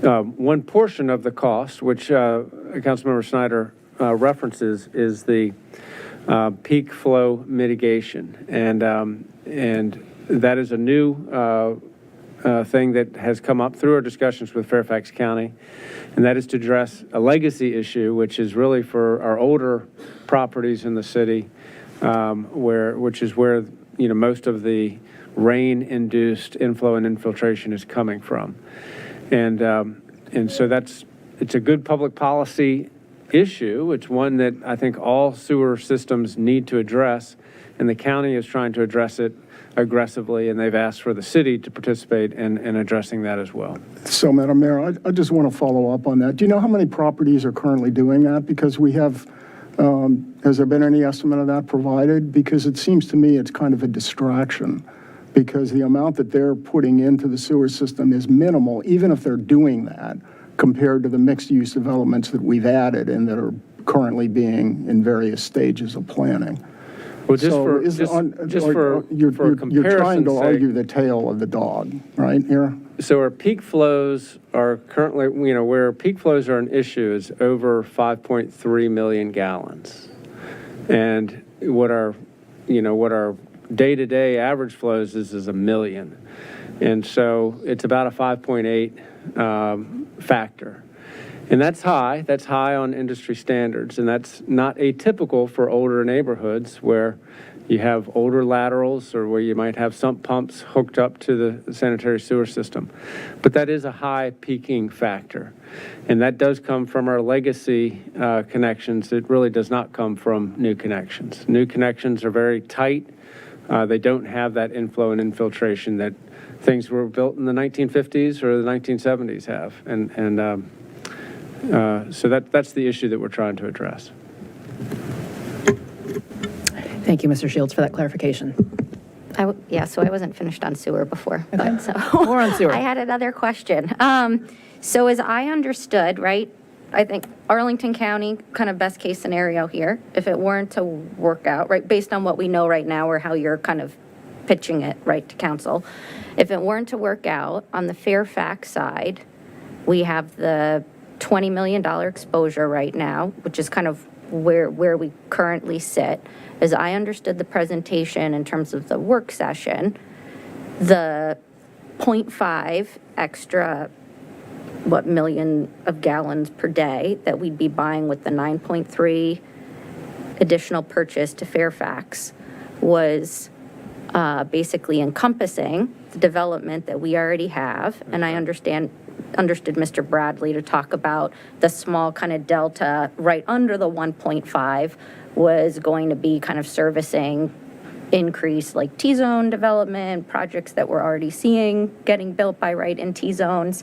And so we have to then also build the $10 million flow equalization tank in order to have that agreement with Fairfax. So it's kind of a $20 million package. In my mind, what I'm understanding is if Arlington County doesn't come through, is that we have the additional purchase up to 0.75, which you've before kind of talked about haven't talked about it, but it's been in the different materials when I went back to look at them. And so do we know from Fairfax what the cost is of the 0.25 to get from 1.5 to 1.75 if we needed to be at 1.75 to accommodate this project? Well, what Fairfax commitment to the city is they will charge us cost. And so what their costs are in the treatment facility at Alexandria Renew and in their conveyance system, any greater increment that the city purchases will be based on the county's cost. So the county won't make a profit on it, but they will charge us their cost. So they are still making capital upgrades to all of that system. And so that cost will grow over time. We anticipate that next 250,000 purchase would occur probably in the next 4 to 5 years if development continues apace, and that price will be determined at that time. They cannot give us that price today. Right. So as I'm understanding this, right, we're paying $9.3 million for an additional 0.5 million gallons That's per right. day. That 0.5 million gallons per day is now accounted for in terms of the development on the Fairfax side, not including the Quinn development. And so if we're talking about an increase up to 1.75, we're looking at a possible exposure of $4.5 million or so that we would additionally need to purchase in order to permit this project if the Arlington County agreement weren't to come through. So, yeah, but I mean, to kind of go over the math, for fairness sake, what this property is responsible for, we're projecting is 70,000. Oh, yeah, no, I understand that. I'm not 70,000 saying gallons like per day. you were absorbing the $4.5 million. What I'm saying is that at some point, someone needs to absorb an additional $4.5 million, possibly over the $20 million we're currently on the hook for if the Arlington County agreement doesn't come through for this project. And that may be a cost that you are not willing to absorb that is above your sewer availability fee. So that's what I want to try to nail down, is that this isn't a no-cost scenario to the city if the Arlington County piece doesn't come through, that we're talking about a potential investment of $24.5 million to somehow upgrade the Fairfax side of the sewer shed. And the only thing I would say is that, when we look at our availability fees, we look at what we're being charged to expand the system. And there needs to be a correlation between those two. And what we want them to be designed to do is that growth pays for growth. And so, strictly speaking, in terms of the purchasing side, they are basically aligned. And we look at them every year to make sure that they stay aligned. So I don't think it's, so that's the basics of how availability fees, what they're intended to do and how those levels are set. The peak flow mitigation, just to state it again, that is a legacy issue. And so how we pay for that, we're going to talk about with the city council at your next work session. And we have a strategy on how to do that, and we'll talk about that in detail. This is a 70,000, a 0.07 MGD project. And I submit to the council that at the end of the day, we have two good choices. It can go to Fairfax County or it can go to Arlington County, and we'll make the choice that makes the best sense for the cities, for the finances of the sewer fund. And I'm very pleased that the developer has worked with us so that we have that option. I think that's the bottom line with it. Great. Other questions besides sewer?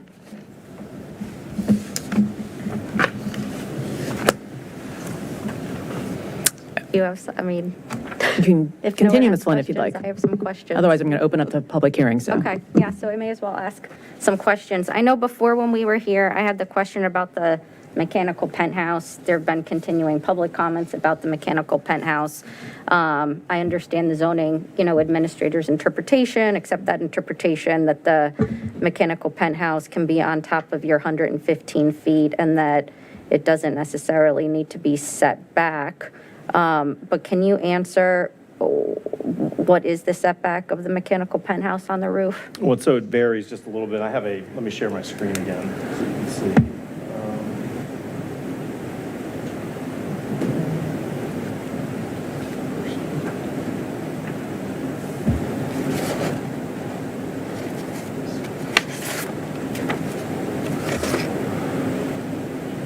One second, let me see if I can bring it. It varies. Yeah, I think when I was looking, I was trying to figure it out on attachment 6, your project view book. I think it's page 41. It shows the roof. Yeah, and this is good here too. The area that's in beige is the mechanical penthouse. So not all of the roof has a mechanical penthouse, but the area that's in beige has a mechanical penthouse. So it's set back from South Maple. Remember, there's that first step back, and then there's a further step back at the top, and it's about 6.5 feet from South Maple, and then it's varies between, looks like it could be about 5 and 15 feet along South Washington Street. And so that's about 50% of the length of South Maple and looks to be about 50% of the length on South Washington Street.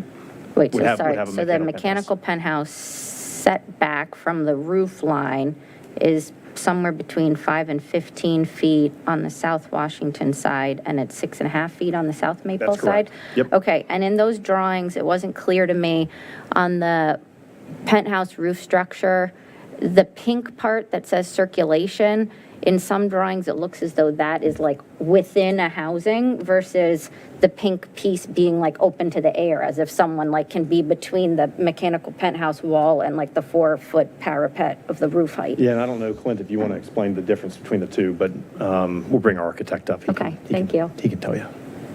Good evening, everyone. My name is Clint Brackman with Architecture Incorporated.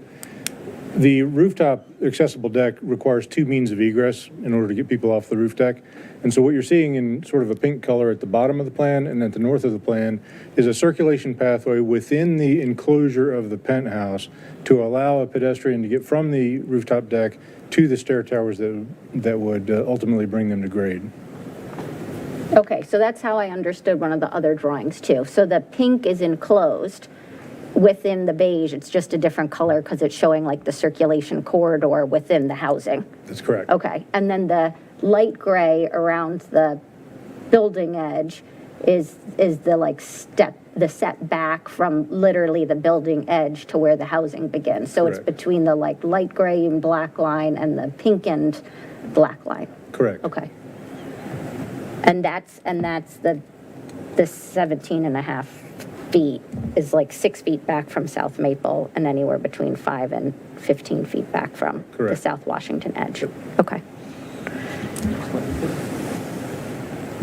We also had an interpretation from the zoning administrator as to the last sentence of code provision 488A2A. which is that all, I don't even know where I have it now, that the upper stories of structure should be stepped back to be compatible with the maximum by right height permitted within the B district in which the structure will reside, and that applies to all applications within the district, regardless of the abutting districts. So can we just go, to make sure I'm clear on this, to attachment 6, where the different faces of the building are? It's the project view book, it's page 13.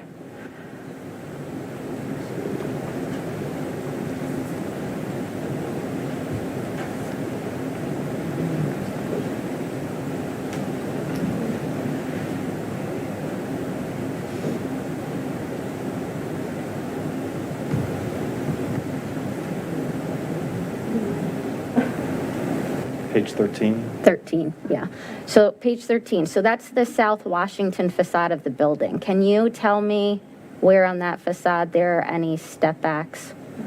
I think I would actually defer to the zoning administrator because we don't have a huge step back the way we do on South Maple Street. And I think the reason for that is because we are not abutting a R-zone district on the south side, and we have an intervening road, which I believe the zoning administrator had interpreted as not being immediately adjacent to any zoning district, if I'm not mistaken, but I defer to staff on that. Okay, and then can we go to the next facade? So that's the plaza facade. Are there step backs on that facade? Well, the step back on this facade would be the one that would be across from the RM zone piece at Virginia Village. And so you see the step back at the 75-foot level. Okay, so there's the building modulation, but it's like a straight 10 stories on the facade, on the plaza facing. Well, it steps back at the 75-foot level. So between the 7th, I guess the 6th and 7th floor, that's where it steps back at 75 feet. But, yeah, but of the wall that faces the plaza, it's 10 stories without a step back. And Right, but that abuts the medical building? That's facing the medical building, not the, not a residential not a zoned residential? ground. And even the Virginia Village is not zoned residential or abutting, it's not zoned residential? Oh, yeah, no, I know that. I'm talking about the third sentence of the building within the district needs to have step backs on the upper stories compatible with the maximum by right height permitted within the B district in which the structure will reside. So I'm just trying to understand where the step backs are on each facade, if they exist. Because sometimes it's hard for me to understand, like with the different vertical elements happening, if there are facades on these, if there are step backs on these facades. So the answer is no step backs on the facade facing the park. That's correct. Okay, so now page, what are we, 15? On this, sorry, we're back one. So on page 15 is the South Maple facade. And as I understand this, there's one step back at 75 feet across the length of the building. Correct. Okay. And then page 16. And I don't think that that's required, though, either, because you have the intervening road. Right, It's not yeah. immediately adjacent. And I right? So accept none the is zoning administrator's interpretation as to the abutting doesn't mean that you are required to have the tapering, but, But we do. Yeah, I mean, but we do. well, you have the step back, right, yeah. And then on the page 16, the facade that faces, I don't know which direction it is, the west elevation, Right. it's 10 stories without any upper setback on the, let's say, the facade on the right. I mean, they're like broken, right? Correct. Okay. And then there's what, it's maybe 9 stories on the left-hand facade, and I think that maybe there is a step back to the 10th floor on that left side. Yeah, I have to refer to Is that correct? Okay. getting the yes on that one. All right, so in terms of the third sentence of 488 A2A, the upper stories of structure should be stepped back to be compatible with the maximum by right height permitted within the B district in which the structure will reside. The step backs are on 75 feet on the South Maple facade, and the step back is at the 9th floor on the west elevation. Correct, which I think Okay. staff has interpreted as being compatible with the read of the zoning ordinance, but I defer to zoning staff. Right, but this wouldn't be the facade that's on South Maple. This would be the This would be the west facade. The north facade would be the facade that's on South Maple. Yeah, I know, I understand that. I'm talking about the third sentence of the code as the zoning administrator interpreted it. And so, as I understand it, the upper stories, technically, even if it's abutting a B district, are supposed to be stepped back adjacent to the B district, and it need not necessarily be at 75 feet, but there should be some sort of step back in recognition, one of the existing buildings and two of the buildings that could potentially be built there at 75 feet by right. Or is modified by the city council and approval of the special exception, right? I mean. Right, of some neighbor's special exception, Right. of not your special exception. Right, or this special exception, which is what the city council is adopting here, right? So things can be modified through the special exception process, which is what we've requested. So whatever is reflected on the approved plans, that if this gets approved or any approved plans, would be in conformance with the zoning ordinance because, as of the date of the adoption of the ordinance. Yeah, no, and I'm just talking about what I'm getting at is the height bonus, right? And I appreciate all the different aspects of the project, and I think a lot has gone into this project, and I don't doubt the sincerity behind, the project and what the Quins are bringing to this and how successful they want it to be, and that there are good things about the park and, good intentions about the type of retail and space that there is. But I'm trying to understand, we're applying a code provision, right? And when we determine what special exception we're granting, we do it in conformance with the code. And the third sentence of the code for the special exception height bonus that you're seeking talks about the upper stories of the structures being stepped back, regardless of the abutting districts, regardless of Virginia Village. I'm just talking about this building within, let's say they were all B2 around it. As I understand the code and as I think the zoning administrator has interpreted the code, the upper stories of the building need to be stepped back, maybe at 75 feet or higher, not necessarily 75 feet, in order to avoid a 10-story facade. And maybe we haven't seen that in certain B2 projects because those B2 projects only sought a 15-foot bonus. So if you're at 90 feet, maybe you're at 90 feet and you're compatible with what the 75-foot building would be next door. But I have concerns about if you're at 115 feet, whether you can just not have a facade at all and somehow still be in compliance with the third sentence of 488A2A. And I would defer to your professional staff on that. If I could respond to you, I have a laundry list of our interpretations, so I apologize trying to find the answer. But I do have that it was written, the second step back provision, the upper stories of the structure should, with emphasis on should, be stepped back to be compatible. It doesn't say must. It says should. So it's up to council's subjective if council thinks it should be stepped back to be compatible. Applies to all projects considered for special exception height bonus regardless of abutting zoning designations. However, the discussion above regarding the term compatibility applies to this provision. To be compatible is subjective to council's interpretation. Okay, I want other people have a turn with questions. Ms. Underhill? I did have some questions based on comments we received today. Can the lane striping on South Maple be determined after a vote on this project? Like, can that be determined during the site plan process? Yes. Yes, okay. And so that's something, it wouldn't necessarily go to council, but it would go to the planning commission, and there would be some sort of discussion or negotiation there. That's right. Okay. And, I think the city traffic engineer will be a key player in that discussion. But Okay. that would be part of the site plan with the planning commission. And then I did want to confirm the rolling road, and I believe this was in the VC, rolling road would be a minimum of 8 feet wide. Is that correct? Okay. To accommodate cyclists, whatever else. What was for the crosswalk area, there would be a median. Had there been discussion of a raised crosswalk, and If so, why not include a raised crosswalk? And Karen, I might defer to you on some of the issues with that. We did look at a raised crosswalk. Drainage was an issue, and I appreciate the information you provided about the one crosswalk over in Tyson's.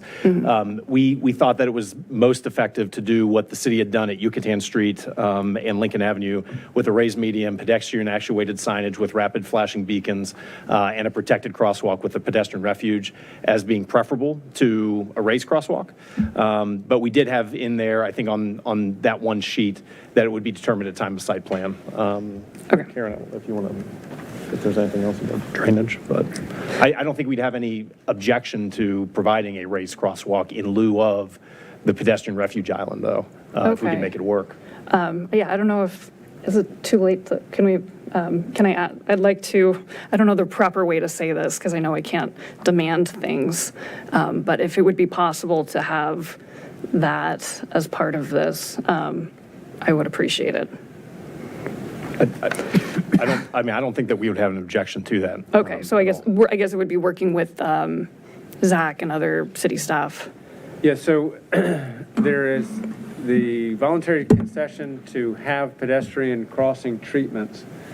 I do know that, it was referenced, that with the raised crossings, there are drainage issues that we have to address.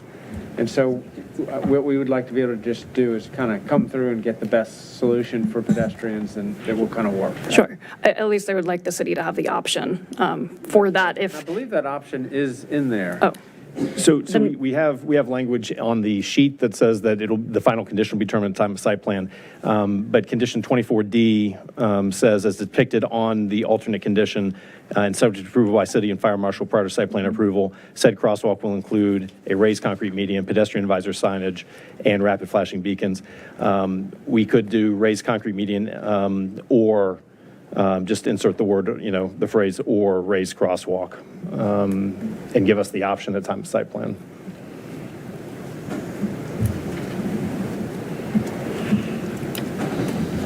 Ms. Underhill, do you have more? I have one more.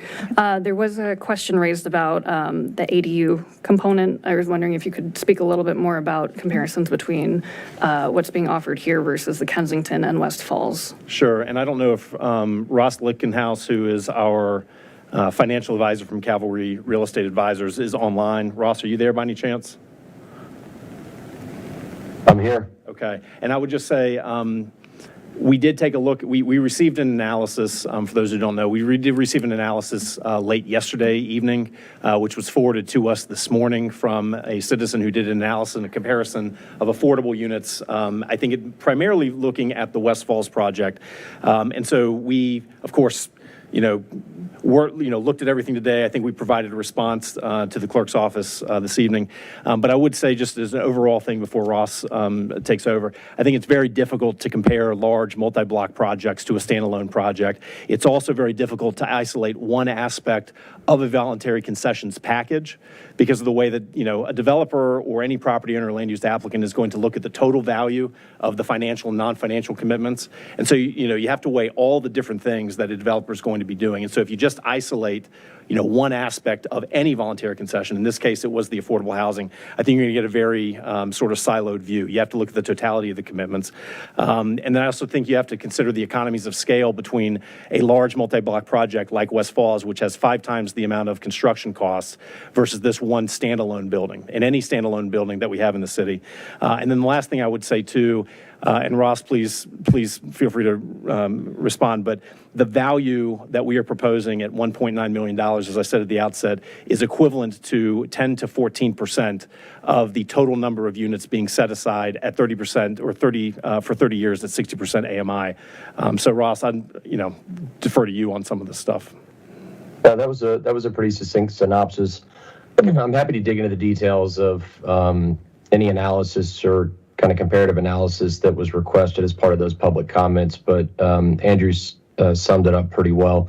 It's very, very challenging to make a comparison between deal terms on a project the size of West Falls, especially given the complexities associated with the ground lease, the different development components and the timing. And I also think it's a bit hazardous to make comparisons on voluntary concession commitments on projects that have not been delivered yet.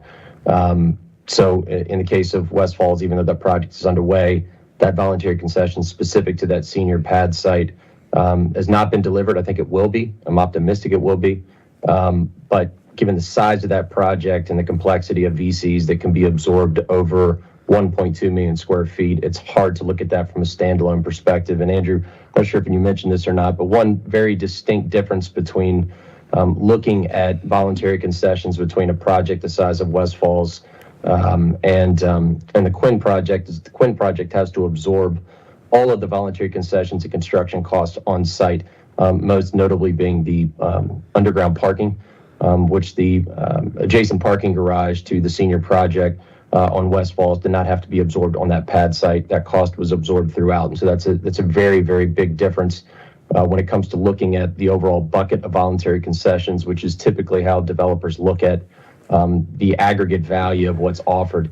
It's a bucket, and those costs can be put in different buckets, but the different cost constraints in terms of different sizes makes it very, very difficult to do an apples-to-apples comparison for projects like that. But are there any specific questions in terms of value comparison or how that was calculated, or Andrew's comments related to the $1.9 million that's being offered?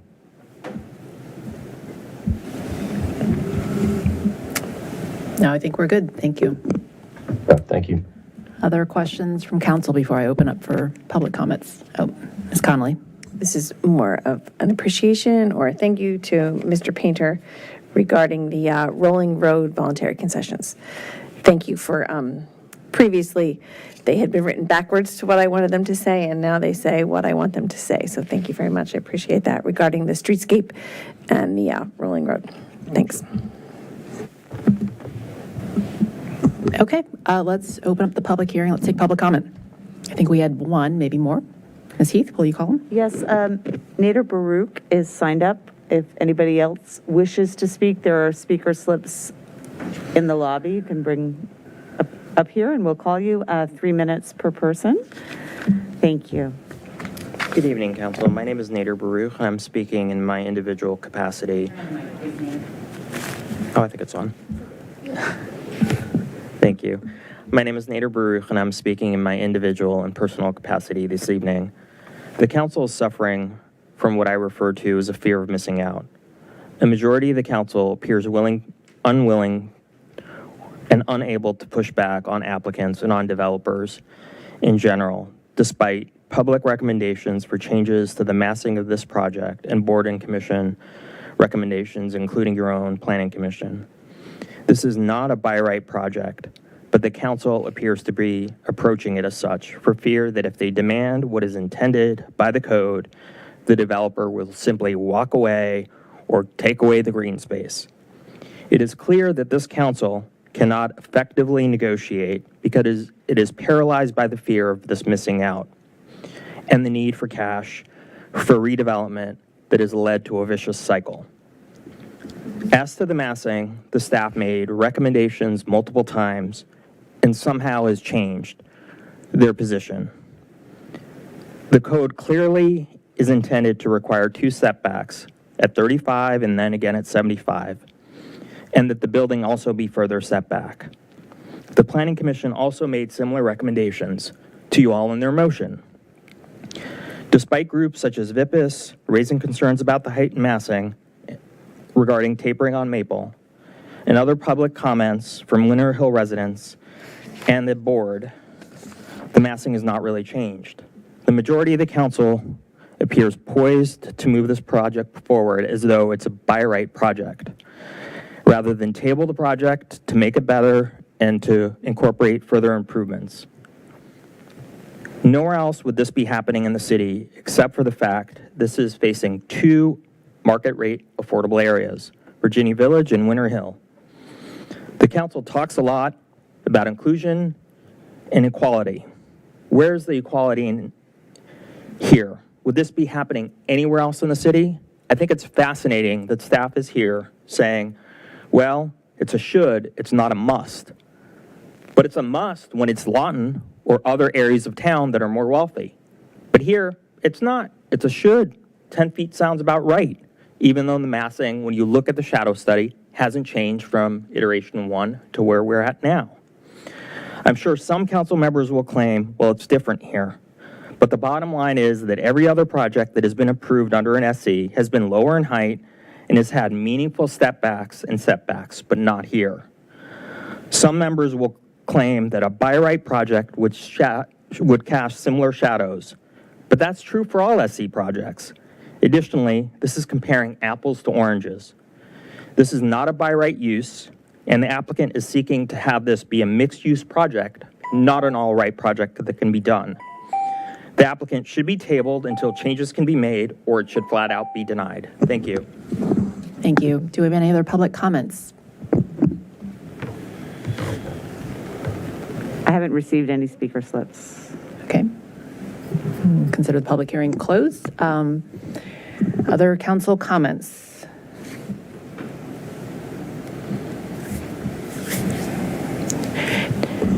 Other discussion? Do we have a motion for no more comments? I have comments if no one else has any comments. Go ahead, Ms. Lynn. So for me, you know, I'm kind of struck. Like I said, I like aspects of the project. I think there are really good things about this project. But I have to say, like, I was struck by the language to challenge you, right, as a development team.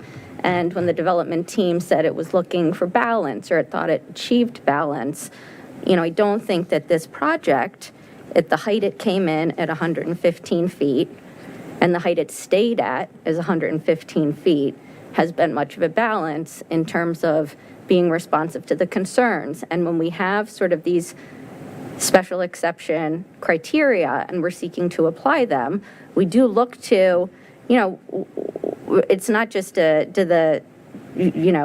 are you getting the end that you want? And when we see everything that we get, we look past the code and we go, okay, it's fine. Like, not complying with the code is okay. And that's why I've been, you know, a stickler about the code. And maybe people go, oh, you know, she's overly formalistic, or why is she being such a pain about the code? But I look at the code, and as a person who does statutory interpretation on a daily basis, and a person who defends statutes and enactments on a daily basis, I'm very sensitive to the fact that when we have code language, the code itself is a compromise. Right? The code is developed when we enact things like a special ordinance that give us special permission to do things as a compromise between what development are we going to allow, under what conditions, with what safeguards for the community. And so, you know, for me, I want to be in a position to approve this project, but I find it, you know, really difficult to do so when we have had a team that's come in and basically treated 115 feet as a non-negotiable for about a year. It took 10 months to get a 10-foot step back at 75 feet on South Maple Avenue.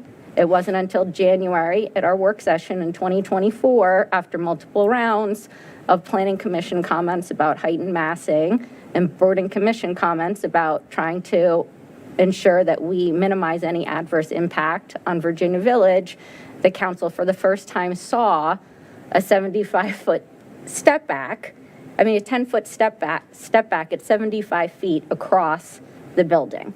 And what stands out to me is that, like, yes, there are shadows on Virginia Village. Those shadows don't currently exist. I think we've heard public comments about sunlight and how sunlight was really important to people. They were the same sort of comments we heard in terms of quality of life comments from people in other discussions in the city.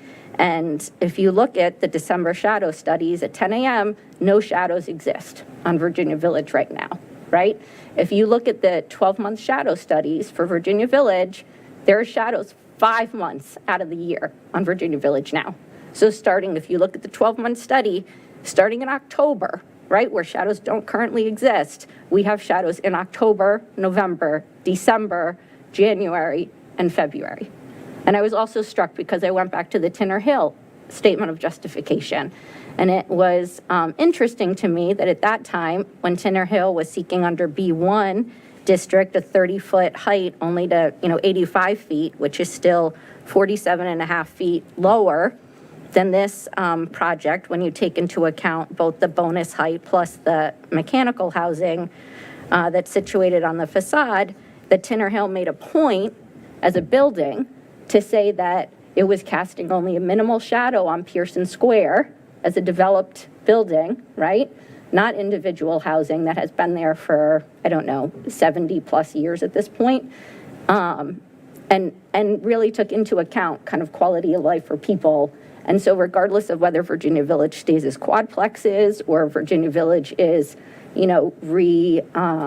developed into some 4-story building or some 6-story building that's next to this 10-story building, there are going to be significant amounts of people who don't have sunlight for 5 months out of the year.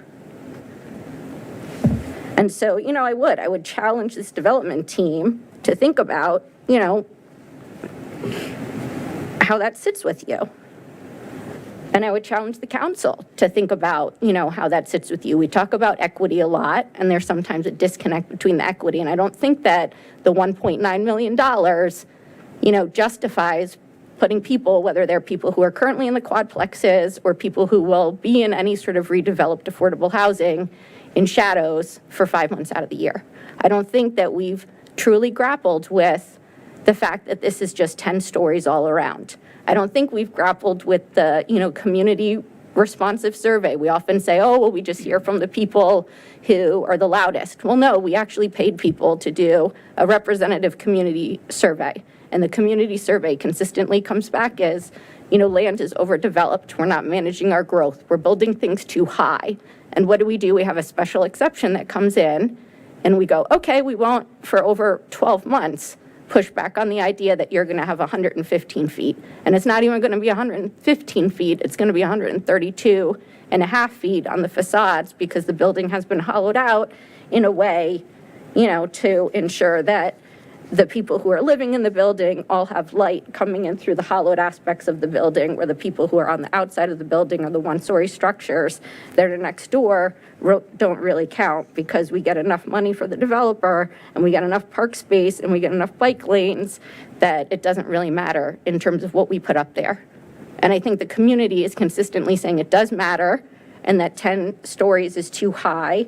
And they're reacting to buildings like Harris Teeter, and they're reacting to buildings like the Broad in Washington, and those buildings are only 90 feet tall.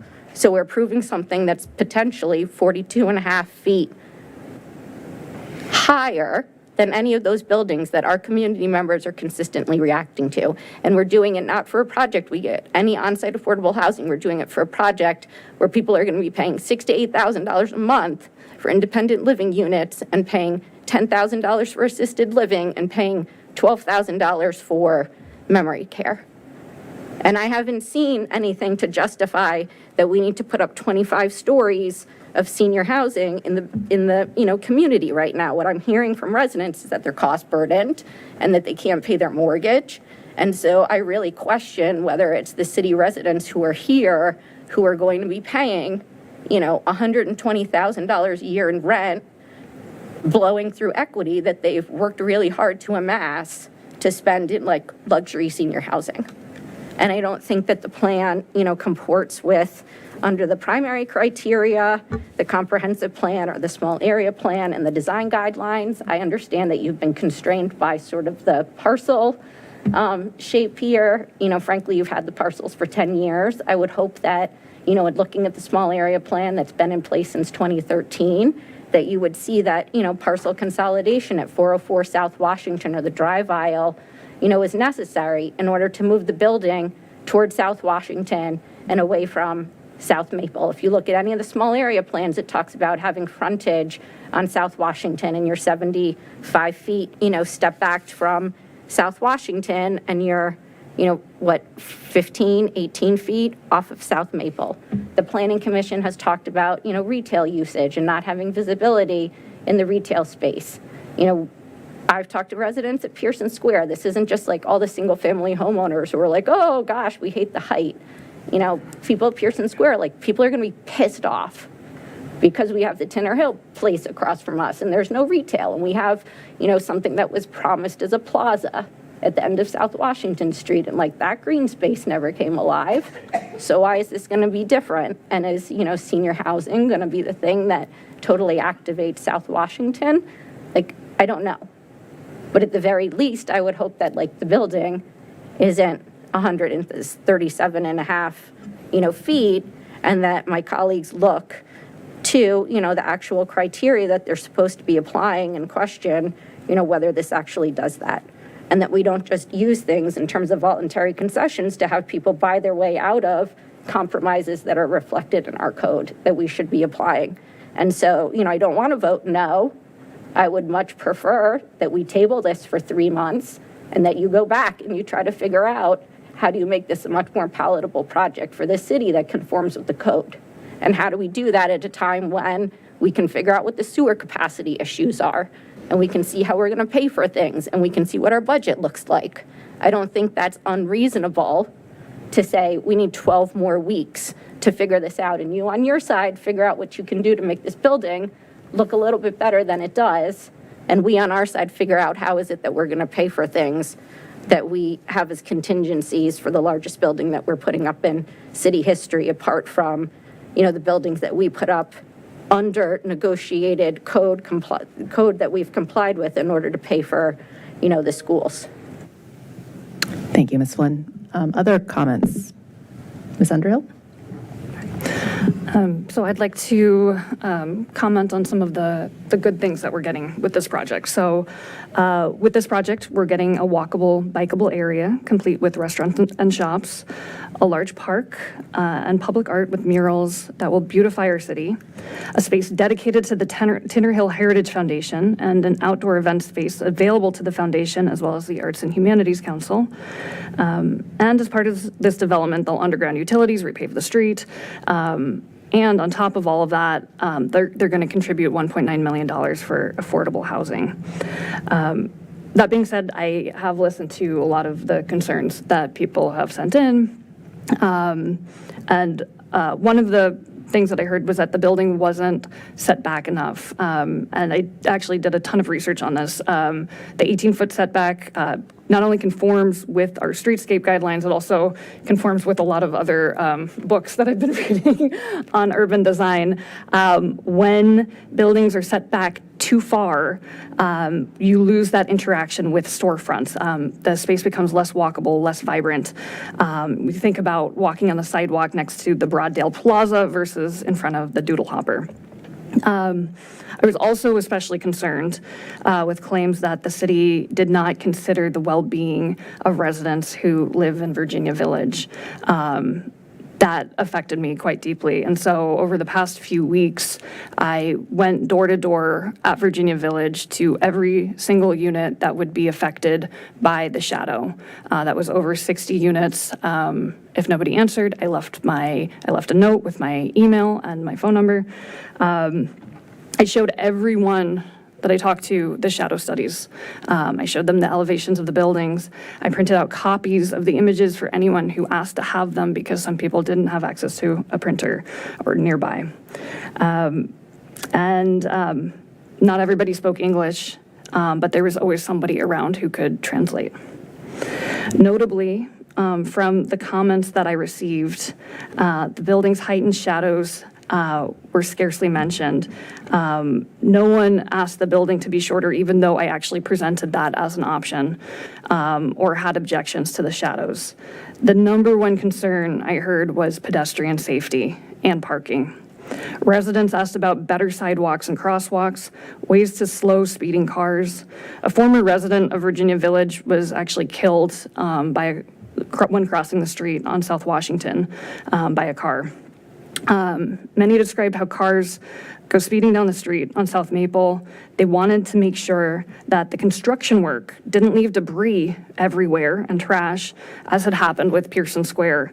I've been emailing people in Virginia Village, the voluntary concessions language, to make sure that this was in par with what they wanted. And I was especially pleased to see the addition of the median and perhaps the raised crosswalk. That was maybe the number one thing that had been asked for. And so with that, I feel comfortable in terms of this representing and being equitable and addressing people in Virginia Village. There were things that came up that were equity issues, which was that we mailed notices to Virginia Village, but it was only to people who own properties at Virginia Village. And so a change that I would like to see going forward is that we mail people who are tenants, who are renters, because a lot of people who live there are renters and didn't have notice. And so everyone there was incredibly thankful that somebody was coming to talk to them to explain what was going on. And there were some people who had been part of the Homestretch, who had been working with Homestretch, who said that they were really excited for the building to go there, and they were really excited for the park and to be able to live across the street from this development. So from that perspective, I also do think that we have done a considerable job negotiating. We did negotiate the additional 40 feet. We've received incredible voluntary concessions. I've spent many hours of review and countless calculations, and I believe we negotiated an excellent deal, and that we're much better securing it now than postponing it for a red cent more later, specifically because it will improve net revenues for the city, it will relieve rent pressure in our region, it will provide a lovely park for public use, it will beautify our streetscape, and it will promote more biking and walking. Thank you. Great, thank you. Thank you for also going above and beyond with that public outreach. Other comments?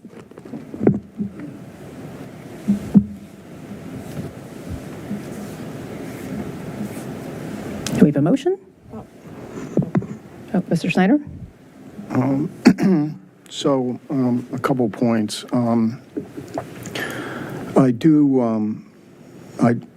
There's a lot about this project, and I think Councilmember Underhill laid out all the positives of it. There's no question about that.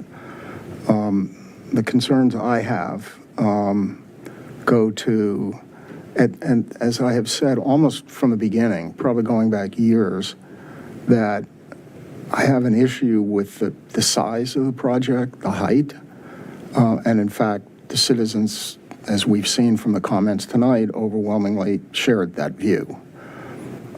The second issue I had was the freight loading and unloading on South Maple when you could easily do it on Washington Street, and in both cases, for reasons which may be important to developer, the answer came back no on both, that they wanted the height and they wanted the entrance exactly where they had it. I think that's regrettable because there's a lot of this project that's very, very good. The other major concern I have relates to the sewage capacity.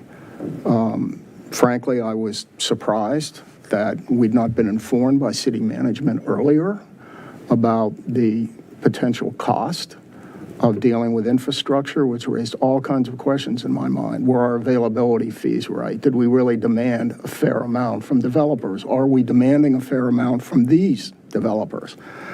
And they came across with something that is interesting, but relies upon approvals not yet given by other jurisdictions that conceivably have, well, we know Arlington has a critical role to play. And then in the worst case, if it ends up adding more demand to Fairfax County, we face that $20 million plus bill. And the business about the flow from single-family homes, there's an assertion here from the city manager without proof that that's the basis of the peak flow. I think, in fact, the level of demand has been significantly increased as a result of the mixed-use development. So I'm really concerned about moving forward with a major development until we have this critical point of infrastructure thoroughly worked out. We know what a fair, we've analyzed, we know what a fair availability fee is, and we've figured out how we're going to fund whatever it is we need for the capacity from wherever it is. So my greatest concern lies there, and that's the reason why I would favor an opportunity for more negotiation here. So I'll make that motion that it be tabled for 3 months. I'll second the motion. Okay, we have a motion and a second on the table. Madam Clerk? You call roll. Is this a motion to table both of the items? I believe so, but I'll ask Mr. Snyder if it's for both. Yes. Okay. And you're ready for roll call? Yes, please. Ms. Conley? No. Ms. Flynn? Yes. Is that it? Yes? Yes. Gotcha. Ms. Leon? No. Ms. Shantz Hiscott? No. Mr. Snyder? Yes.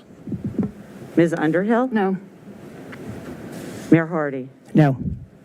Motion fails 5-2. Thank you, council. Do we have other comments or another motion, please? I'm going to move to adopt TR 23-23 and TR 23-24. Do we have a second? Second. Ms. Leon on the second. Comments before the vote? Ms. Hiscott? I just wanted to make a few brief comments. I wanted to thank Justine again for really living equity and going door to door and actually talking to people who live there versus assuming what they think or what they want, because it fits, a narrative. I think actually having all those interactions and giving them opportunity to learn about it, talk to you about it, I was really impressed how much time you took to do that, and I thank you for it. I didn't take the time to do that, and I'm grateful that you did, to really understand firsthand what the people who are living there are thinking about and appreciating.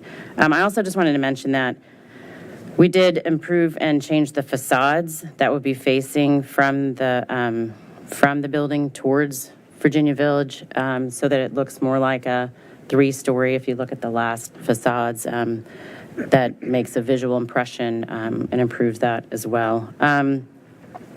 We also didn't really talk about the environmental sustainability perspective of this. We've made some improvements on prior projects. The land itself is going to be have better water quality, better water containment, more green space, and just the fact that having higher density of living is environmentally beneficial, as we discussed in many ways, because we really want to have the dense population that can walk to all the areas and all the restaurants and services and everything they need.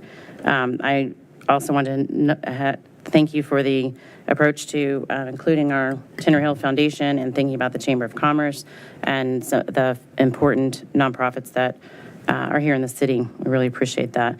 Also, as a parent who's looking, dealing with seniors and thinking about senior living quite a bit, I've had a lot of research done in this area, and there's demonstrated need based upon the population bulge. On the sewage front, I believe that our Falls Church City staff has spent a tremendous amount of time and has a lot of more expertise than I do up here in the dais in terms of defining peak flows and defining where it comes from. So I'm not questioning that, and I'm moving on with good faith. Without reservation, that our staff will be delivering one of two options and will continue to work on the benefits of that. I don't want to, include our legacy issues that we're going to have to deal with are a challenge no matter whether we move forward with this project or not. So I want to separate that out there without, I'm not trying to acknowledge that there couldn't be some risk there, but I thank staff for doing the work on it, and I look forward to digging into that further. So just a few additional comments. Again, thank you to all of my colleagues who've put so much time and effort into thinking about this wherever we landed. Hopefully it's clear to the public that everybody has put a tremendous amount of time and effort in thinking about how we're all going to vote tonight. Thank you. Thank you. Well, plus one, all those comments. So I'll be brief as well. I think with most special exceptions, this is always about balance and trade-offs. And it is a large building. I think we should acknowledge 10 stories is going to be big. But I do think that the applicant has done a good job being responsive to the feedback and showing us what the trade-off is, because 69% open space is remarkable, and 50% of that being publicly accessible is needed. So when we last looked at the discussion about equity and where there was green space and trees, frankly, south of Broad just doesn't have that much other than big chimneys. And so I think this is a needed investment in that area. And so I appreciate the Quinn family thinking about that and giving us that option. Secondly, I think we've already talked about our demographics and the need for housing. And so housing for seniors, whether you are living it currently or whether you have family that's approaching that age, is a reality. And I think there is certainly demand for that. I was in West Broad last week actually doing a resident Q&A. And interestingly, about 30 people showed up. Half of them, actually, 70% of them who showed up were actually seniors. And when I asked the community manager, she actually said 50% of her residents were actually seniors. And that's actually not in an age-restricted community. So the demand clearly is here, and I think that's what the market is telling us. So let's respond to that. We haven't talked much about the fiscals, but it is almost budget season, and this is a reality we need to understand. Clearly, fiscals are not the main driver of most of our special exceptions. It's one component of it. But $1.1 million net is real money. It's 2 pennies on the tax rate. And in a region where I think Fairfax County just announced a 4-cent property tax hike and Arlington announced 1.5 cents, I think the fact that we have development that actually helps lower the tax rate and hopefully then, coming in the coming years or two, this is something that we need to take into account and not ignore the fiscal reality that's in our region. So with all that, I do appreciate again that the applicant has been responsive to feedback. This brings needed housing and open space and a lot of good to the community. And I look forward to voting for this project. So with that, Madam Clerk? Oh, sorry. I am also going to reiterate essentially what Ms. Hardy, Ms. Hiscott, and Ms. Underhill just said, which is that every project has its pluses and minuses, and we, thanks to the staff who have gone through and helped us see, understand, and make it better. And it is better. There are some people who we just heard from today for the first time, asking questions that were already asked and answered a long time ago. And that's the unfortunate part about how these projects roll forward, is that we go through things, and this took a full year of understanding and questioning and asking and perfecting. And then we get a question from someone asking us if we wanted to make sure that the seniors would be adequately taken care of. And I understand where that's coming from, but also I just want people to know who just weighed in today for the first time that we really have gone through a lot of this already.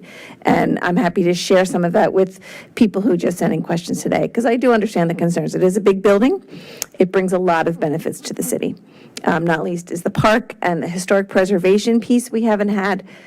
I shouldn't say that so clearly, but the fact that this development is engaging in historic preservation is unique.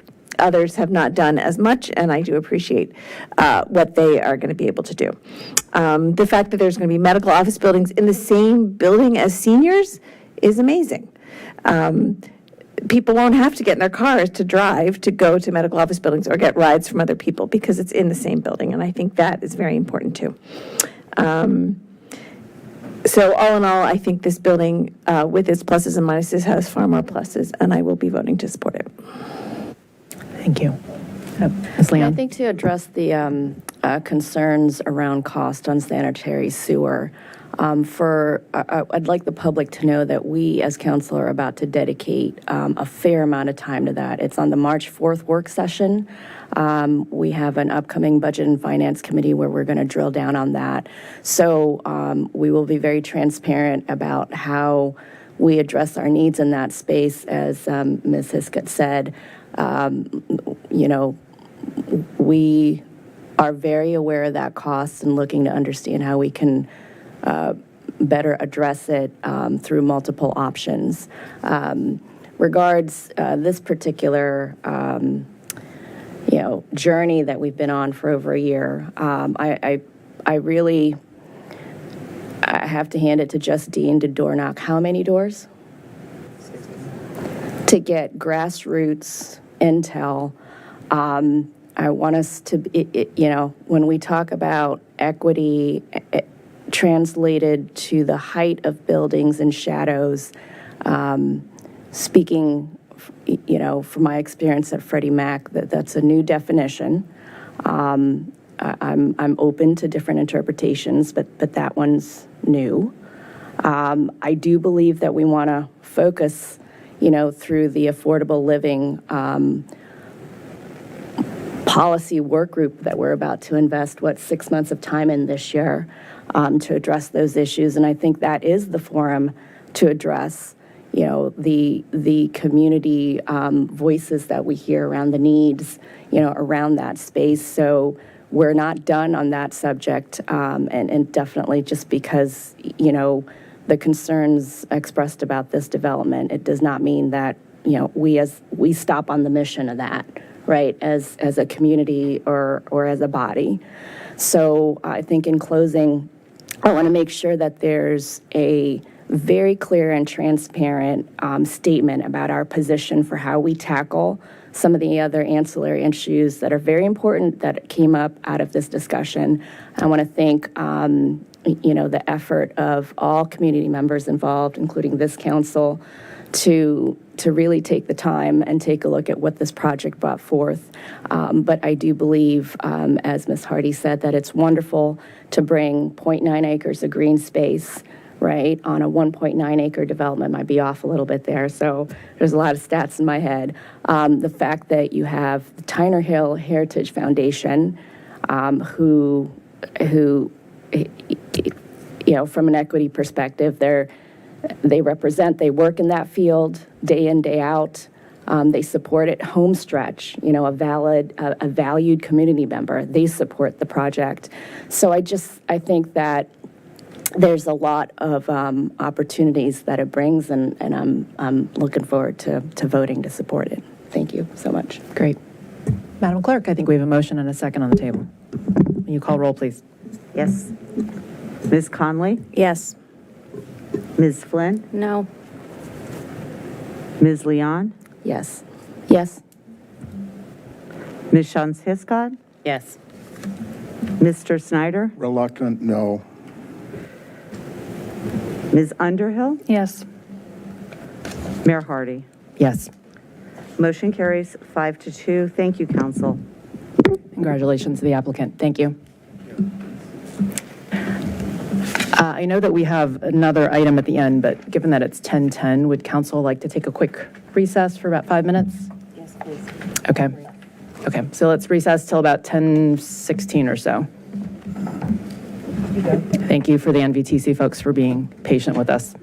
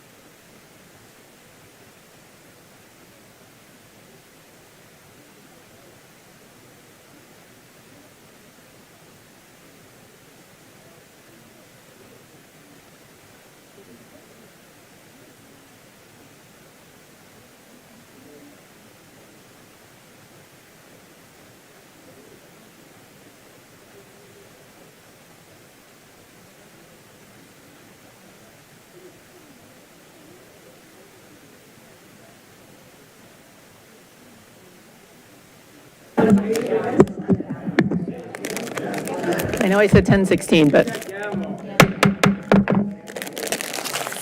thank you.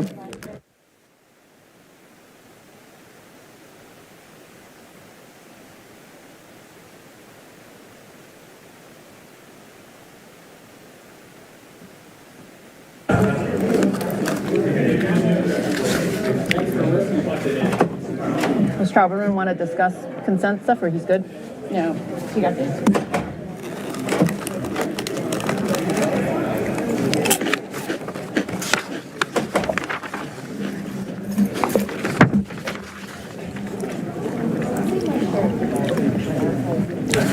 Does anybody want to discuss any of the consents? I don't- I'll just move the consent Yeah, as soon as we. and then we can, yeah.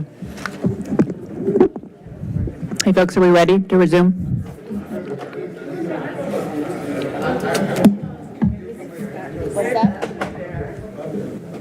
Debbie is not here. She's just getting water.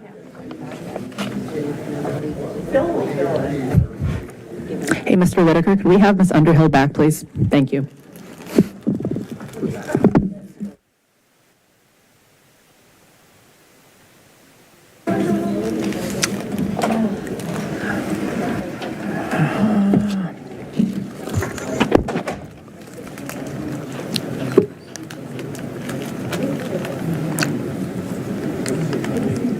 Got one, and then we lost another.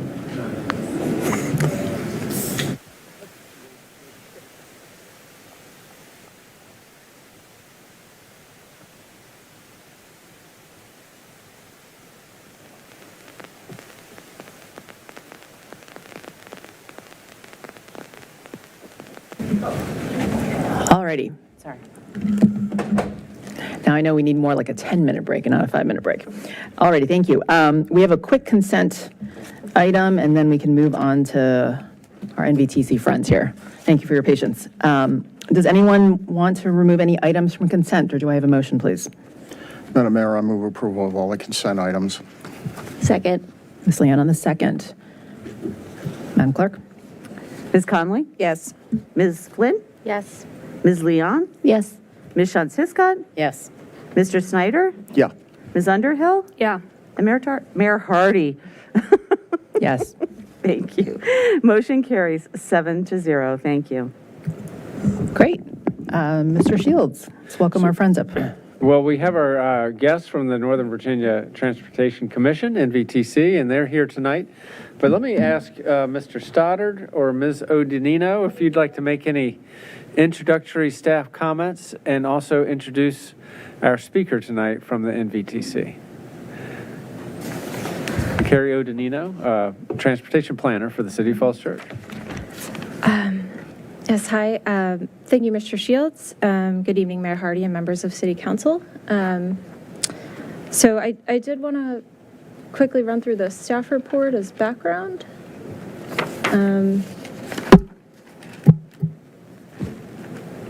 Okay, so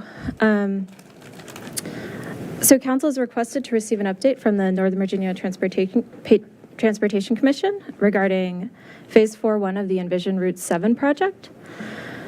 Council is requested to provide direction to NVTC and city staff on a desired cross-section and intersection treatments from the scenarios evaluated in the Phase 4-1 study. In terms of recommendation, at this time, staff is recommending proceeding with the no-build scenario from the Phase 4-1 report.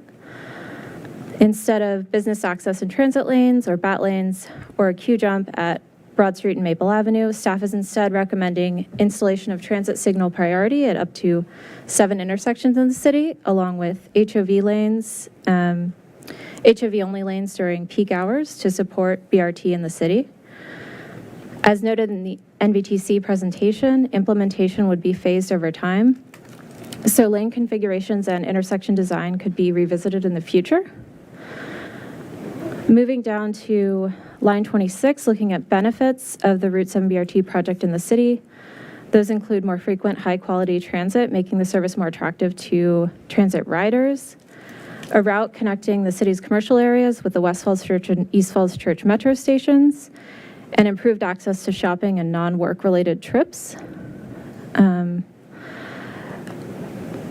Looking at line 60, the city has participated in the Phase 1, Phase 2, Phase 3, and Phase 4-1 studies, along with Fairfax County, Arlington County, and Alexandria through its involvement with the NVTC Technical Advisory Committee.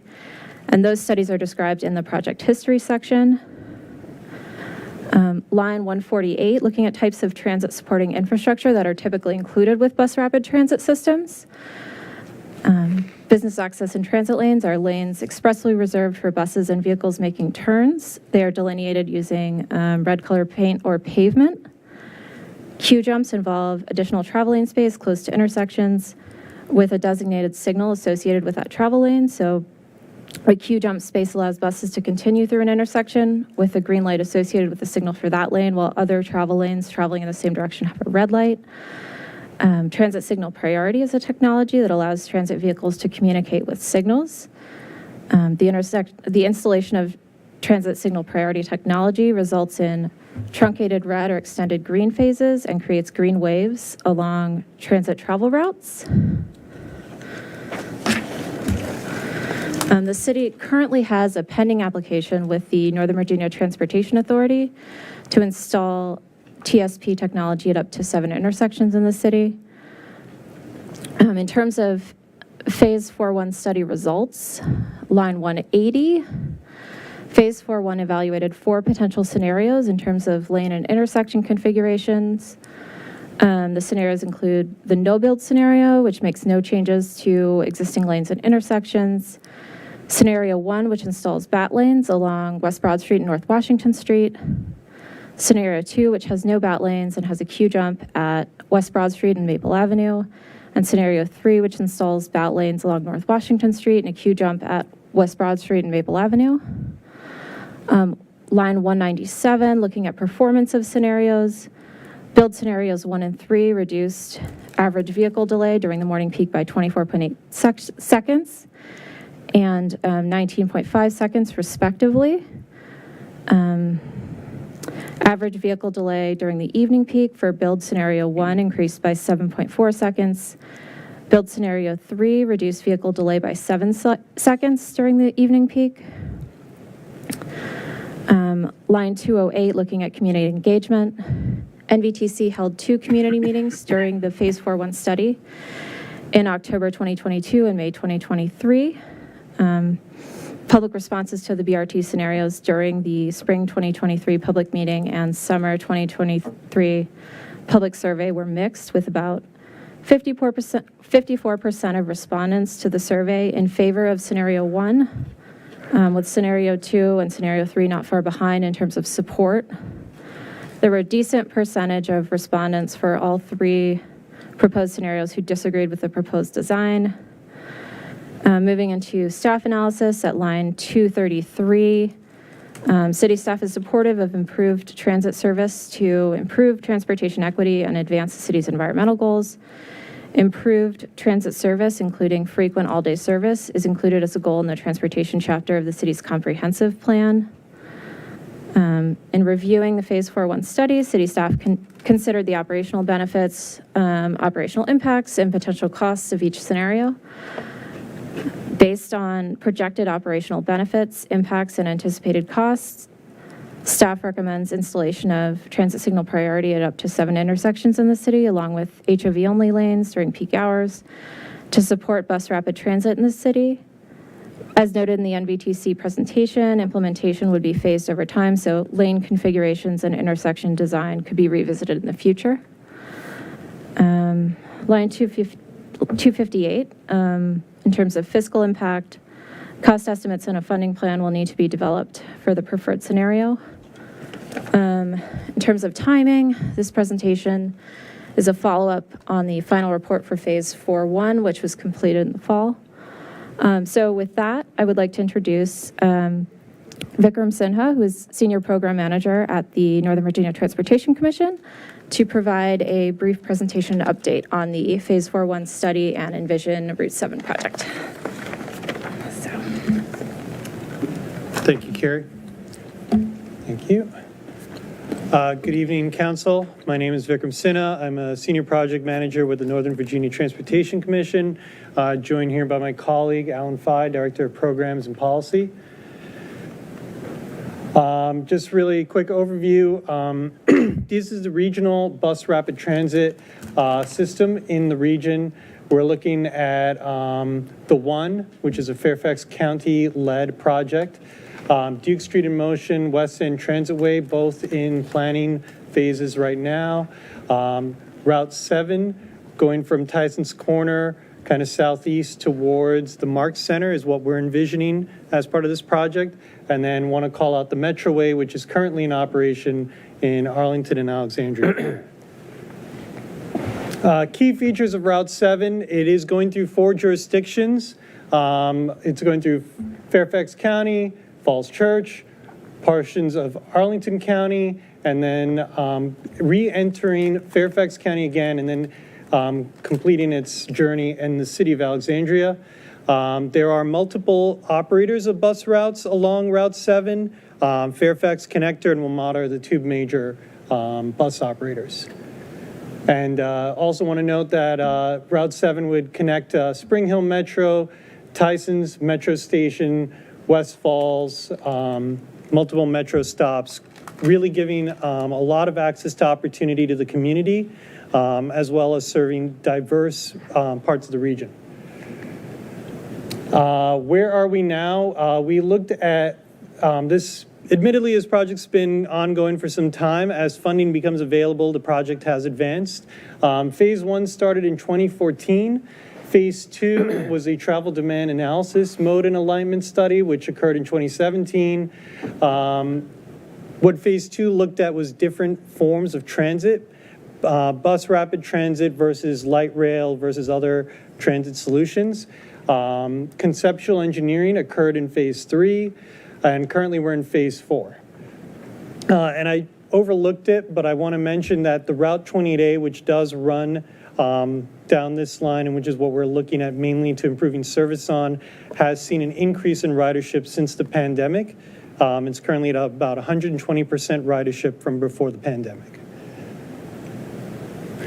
Our study areas for Phase 4 are the one that I'm talking about here tonight with you, Phase 4-1, which is from 66 to East Falls Church Station. And then our upcoming Phase 4-2, which will be from roughly 7 Corners down to the Marks Center, Southern Towers area.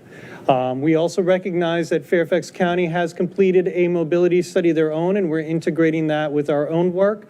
And that goes from Spring Hill Metro, International Drive, down Route 7 to West Falls Church Metro. As part of this project, traditionally, bus rapid transit would call for a federally funded project with a CIG or capital investment grant, where this federal government acts as a partner in building out bus rapid transit. What we are looking at in the last few months is kind of inverting this model, looking at different funding opportunities and layering enhancements to the bus service within each jurisdiction, getting each jurisdiction to choose a way for the bus to become more efficient and serve the community better. One solution does not fit all. So we're looking in Falls Church, for instance, at transit signal priority. Fairfax County from Tysons to 66 is looking at center running BRT. Arlington would have BAT or business and turning lanes. And we're looking in Phase 4-2 to continue that conversation with Fairfax County and Alexandria County as to what solutions would suit them. We will be presenting an outline of this plan to the NVTC Program Advisory Committee, or PAC, on April 11th. Really quick, just talking about our Phase 4-1 study. It's 3.5 miles connecting East Falls Church on Route 7. We looked at a mix of traffic modeling and conducted public outreach. Our key objectives were to determine the mobility effects of BRT, facilitate a public understanding of BRT in conversations, and also test multiple BRT scenarios. Our study does not select a BRT solution. We are looking to this jurisdiction to choose what works best for them. These are our 3 scenarios as well as a no build. Scenario 1 is the most robust bus rapid transit solution that would call for red bus lanes throughout the corridor where the 28A travels. Scenario 2 looks at a queue jump at Maple Ave and Washington Street. That is where we identified the largest impact to the bus service. And I know that intersection's come up a lot tonight, so I can understand why that keeps coming up even in our study. And then scenario 3 was a hybrid solution between 1 and 2, where we looked at the queue jump to address some of the bus issues at that location, as well as bat lanes to help facilitate bus movements through the corridor. These are some renderings of the options. We don't have renderings for all the options, but just wanted to show what the most robust solution would look like.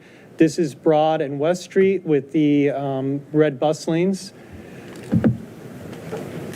And then this is bat lanes with left turn pockets at North Washington and North Westmoreland Street, excuse me. This would be existing in both scenarios 1 and 3. So as you can see here, you have your red bus lanes, you have designated areas where cars that are turning can utilize the lane, so they wouldn't be exclusive only to buses. And then an example signage showing buses and right turns only. And so these are the 3 scenarios we have for discussion for you. And yeah, we are happy that we could help and do this study with Falls Church staff. And we're happy to serve as a resource to make the corridor better. Thank you. Thank you. So do we have, are you looking for input?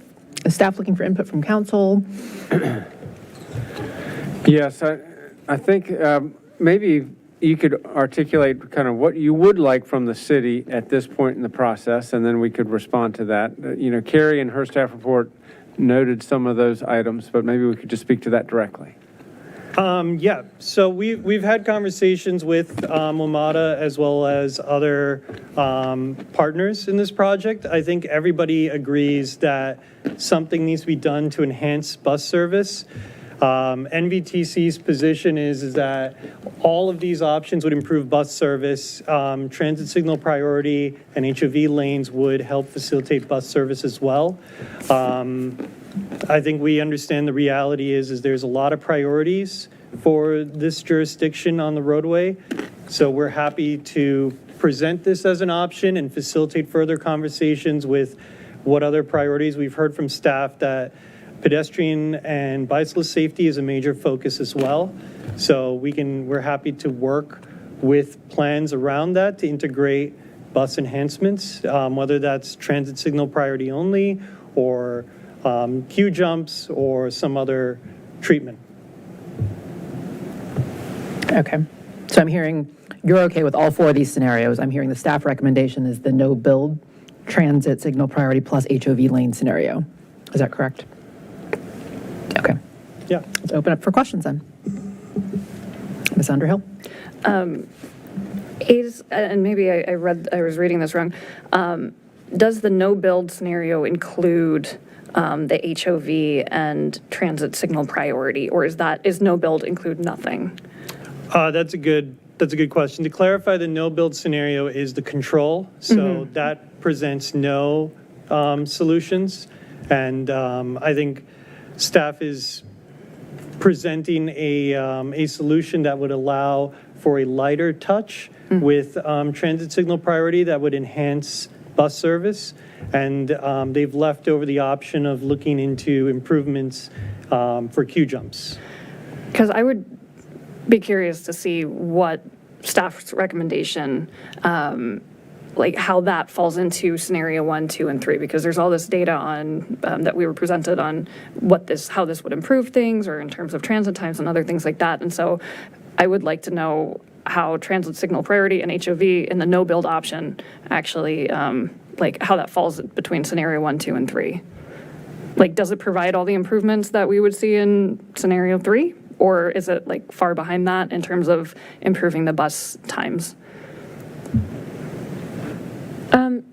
So there is a 10% travel time improvement with TSP. We currently have 3 locations, so we're, with the MBTA application, it's 4 additional, and then improvements to the current TSP that we have.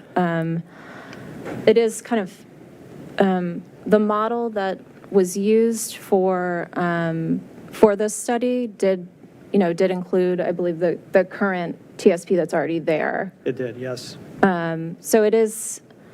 So that would be in the baseline condition? So that would be in the no builds, the 3 that are there? The 3 existing. Yeah. Okay. Yes. Yeah. So then my understanding is that scenario 1 did include some TSP as well. Did it include 7 TSPs or how many TSPs? Scenarios 1, 2, and 3 all looked at including transit signal priority up to 7. Okay. So it'd be 4 additional to the 3 existing. Gotcha. So basically, I mean, how I'm reading it is doing the no build scenario. From looking at scenario 1, 2, and 3, it would be the time improvement for buses would not be as great as we would see in either scenario 1, 2, or 3. Did you follow what I'm saying? Because that already included the TSP. Yeah, I understand what you're saying. It's a little bit tricky for me to answer that question because we don't make that case in the study, so I would be inferring something that wasn't in there. But I would say that personal opinion slightly is that with 4 additional TSPs, you'd see some sort of improvement from the baseline condition, but maybe not as robust without the Q jump. That would be scenario 2, which would be the lightest touch, because as we've heard again repeatedly tonight, that intersection is problematic, I think was what I've heard. A lot of concerns from the community. So, NVTC is happy to be here and hear the community express concerns about it. Pedestrian crossings and just the organization of the road. So I think the staff recommendation, not to speak for Carrie here, does suggest further investigation of that intersection, and there could be some treatment that could be worked out that would improve buses as well as pedestrian safety. Okay. But in terms of, I guess just so that I understand how TSPs work, a bus could still get caught in traffic. So if there is a lot of heavy usage of the road, even having green priority or that signal, it will still get stuck. Yes. So it wouldn't be, if it had a dedicated lane, it would still be significantly slower if there is a lot of traffic in that case. With a dedicated lane, it would be able to bypass the traffic because it would have its own routing, for lack of a better term right now. But yeah, Alan? Hi, I'm Alan Fye with MVTC as well. I think one way to think about this is with each one of the options that are thrown in there, you've got the TSP, there's a baseline of 3, potentially adding more if you receive the funding from the authority. So with each one of the different improvements, you've got the TSP will gradually increase the speed of the bus going through the corridor. Then if you add on the Q jump lane, it gets you that much more. If you add on the bus only at the BAT lanes, adds on that much more. So kind of think of it as a layering effect, each one of them. It's hardly necessarily parse out exactly the benefit of each one individually, but if you think of it, each one you add on proportionally adds the benefit to there. That's helpful. Now, as Carrie pointed out, there are trade-offs with what that impact is for traffic, but that's kind of the approach we're coming from. Does the BAT lane, I mean, I think one of the things that stood out to me from the staff report, there's a little bit of sticker shock because for 1 mile, it costs $1 million to paint. Can there be a BAT lane without red paint? Is there grant funding for red paint? What are the options beside, like, are there ways that we don't have to be held back on specifically the cost function there?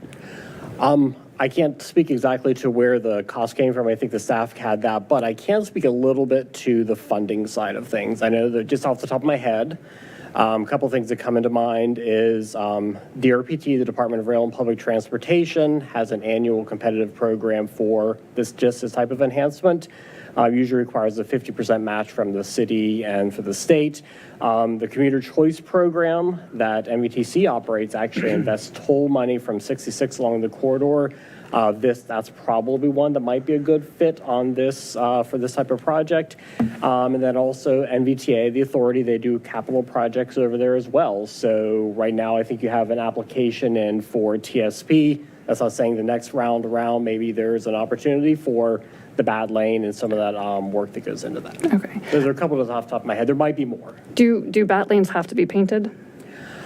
Typically they are, if you want to make sure that it's really, really clear of what it is. Signage goes so far. The more you can make it very discernible for A, the drivers, and then B, the buses, and the separation, what the space is basically you're making a policy statement saying that, yes, this is space we're allocating to transit because transit is a policy priority for us. You might be able to get away with not doing it, but I think the general industry would be better if it is because you're making that priority for them. I guess I'm thinking about like pilot programs or ways to actually test this out without having to, we just say it works and then now we can throw the $1 million per mile at it. But before we do that, seeing if this is something that would work. I think we can go back and do a little bit of homework on that front and see if we can find some more information and share it with everybody if there have been, what those pilots could potentially look like. Okay. I have a few more questions. Is that okay? There are different levels to BRT. There's gold, silver. What level does this fall into? Have you guys studied that? Yes. So scenario one, the most robust treatment would be the gold standard, or maybe silver, because gold standard would be center running, which is what Fairfax County is presenting. But with a restricted right-of-way, a center running BRT might be a little bit more of a challenge in this jurisdiction. Whereas scenario two would be kind of copper almost. I don't know, I'm running out of metals. We didn't evaluate it specifically for what's out there, but I think the idea of what we had when you look on this entire corridor, is it would actually what your scores and the ratings would vary along the entire corridor. The idea is we're being very context sensitive to each of the places that we go through. It's kind of very much like Metro Way down in Alexandria and Arlington. That's probably the best example for what this corridor looks like. You've got a segment that is kind of gold standard, dedicated lanes in the middle, dedicated stations, things like that. Then you've got areas that either development hasn't caught up, there's not enough space, it switches over to painted lanes, it switches over to signals, switches over to mixed traffic. That would go down to your copper or whatever the lower metal is. So it kind of moves and changes throughout the entire corridor. I think that's one of the things that really is beneficial of BRT, is it has that adaptability to make sure that if you're not ready to spend the $1 million, or if there isn't the right of way to have dedicated center running lanes, you've got the options to move back and forth of what makes sense at the best place for cost, for benefit, and then for the actual land use around there and how the city functions.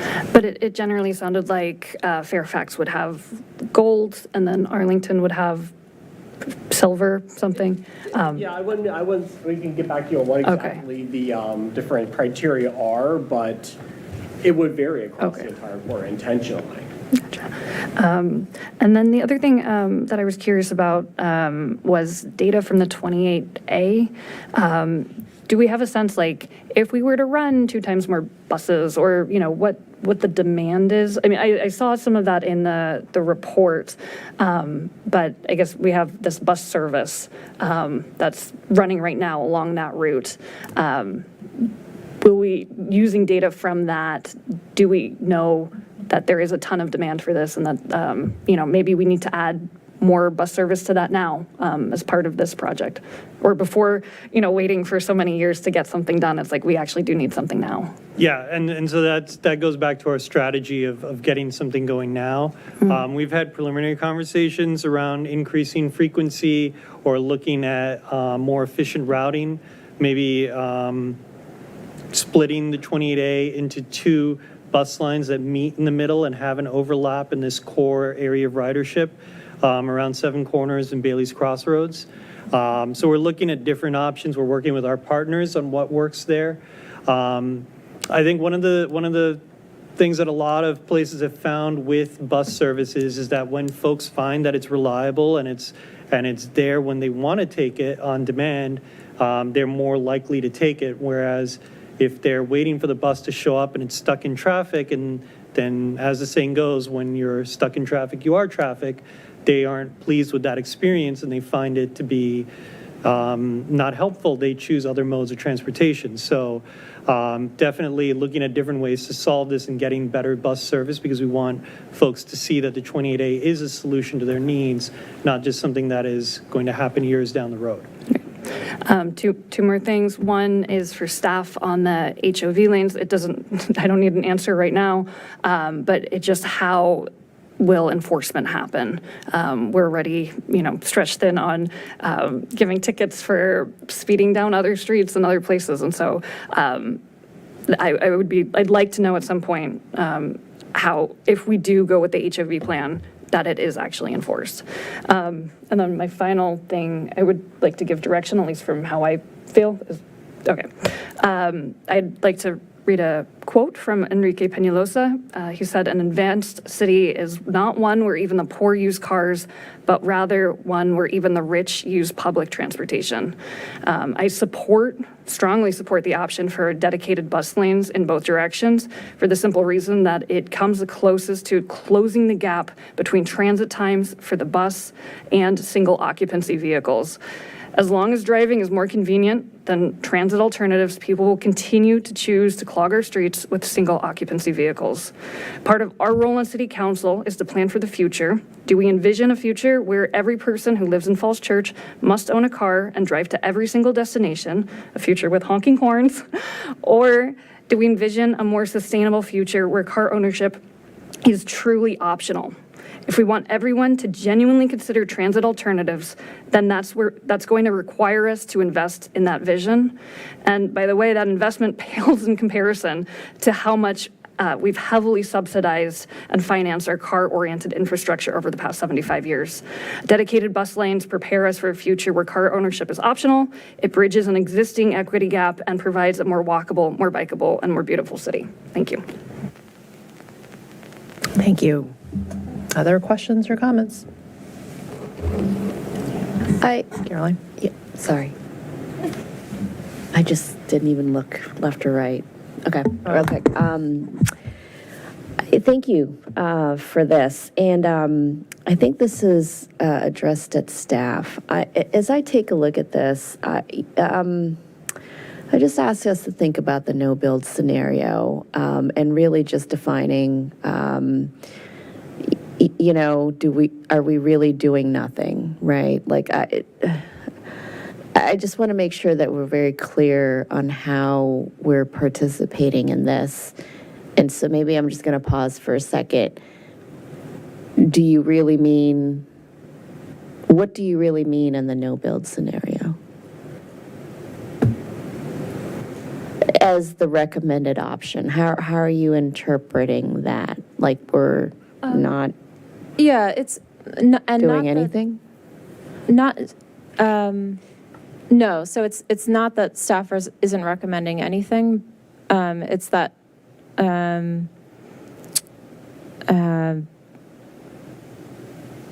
so the other scenarios have the BAT lanes and the Q jump, and those could certainly be revisited. I think with more information about what the Q jump might look like at Broad and Maple, and then like a funding plan for capital and O&M for the BAT lanes. We are, as has been discussed, not planning to do nothing. The TSP, the 4 additional locations there, and then the HOV lanes, staff does think would help support the BRT. So.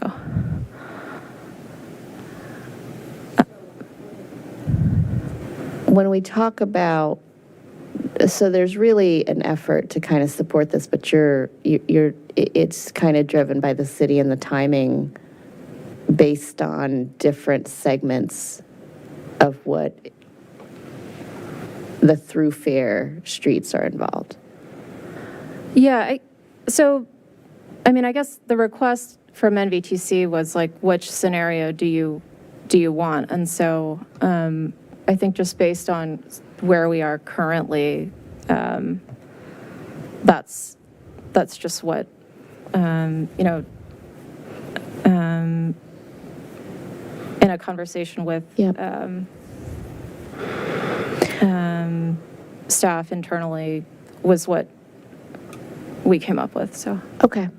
So I think as I listen to this and I'm reading, deferring to other folks, on council, but I do think that I agree that we want to explore the signal jumps. I think it's going to be challenging to put a bat lane that competes, right, with the limited road space that we've got going through the city, right? But the whole notion of queue jumping and what that means, I'm not sure of, but I would love to just better explore and understand what that means, as part of supporting this effort.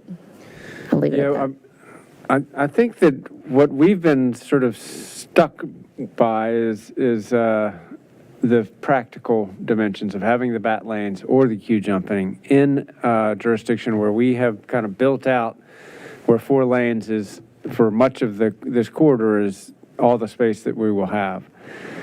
And so that's really, I think, the rationale behind what's called the no build, which sounds, we have some optimism for signal prioritization, although the numbers don't, indicate that that's going to really change the throughput or the speed of the bus traffic dramatically. It's the copper option. Would that be right? Or is that even lower than that? Now, for the whole corridor where there is more right-of-way, then the dedicated lanes for bus rapid transit could work. It's just in the historic part of Falls Church, it's just difficult to have the space for it. Mary Beth? Can you go to page 2 of 9 on the staff report? With the map, yeah. So a couple questions on there. This is the route that was in one of our other phases, right? I remember talking through that it was going to come off of Route 7 and go to East Falls Church Metro and then get back on Route 7. One of the things I'm wondering, since this map was created, we went through a really extensive area planning process with Eden Center, which is right there on that map. And I'm wondering if you can add Eden Center to that map as a place that would have a stop. Do you have an exact cross street? It's on Wilson Boulevard as it heads back into Route 7. So it would be, as you come down East Falls Church Metro, I think right where it says Castle Road, I think that's Wilson Boulevard right above that. Yeah, we can definitely look at that. I know we have made some modifications, honestly, to this map over time as planning along the entire corridor has evolved. There's been discussion back and forth about whether the service should go into West Falls Church or not. I know we worked with your staff recently. They wanted us to add that in because it kind of makes sense. One more connection to the metro system is always a good thing for this. We've made similar modifications for Falls Church as well. We're talking actually to Alexandria about some ideas that they have. So we're constantly trying to make sure that we're adapting to what you all's needs in the park. I think that's an area that would strongly benefit from enhanced bus service. It has limited parking, and when there's a big event, it's really hard. So that would be a great spot for that. Okay, so then my other question, and this is pretty basic, and probably you told us this sometime in the last couple of years. Is this going to take the place of all other WMATA buses? Will there be still a 28A regular old service, or is this going to get rid of? Well, I think that's what the strategic implementation plan we're trying to figure out.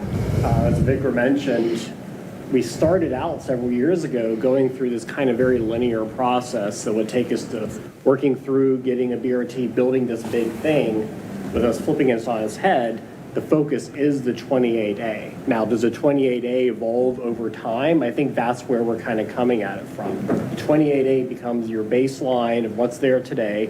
As Vikram said, it's come back from the pandemic really well. Build on it, build on it, build out. Now, does it stay literally the 28A? Does it get rebranded as something else? We'll see what happens down the road. I think that core fundamental service is you want to be able to have that really good trunk service along here that gets to the reliability and the frequency. And then also the flexibility of the BRT is that guess what? You can have other routes that use the facilities, then branch off in other places. So the flexibility, we're trying to maximize the flexibility of what BRT can do, but making sure that we have a core service that's really, really good and it's going to really serve the needs. And then my last question is just about the number of bus stops. Because right now, when the 28A has, I'll say 8 bus stops, 7 through Falls Church, would there be fewer? Because that's the point, right? Is to get through Falls Church more quickly. But how do we make sure people can get to it and get on it? Potentially. I think with this, there are fewer stops than there are in the 28A today. One of the ideas that actually a service that used to run several years ago, and I go back to, my gosh, 2016, 2018, was a service called the 28X. It was an overlay. The 28A stopped at every single one. The 28X. Oh, right.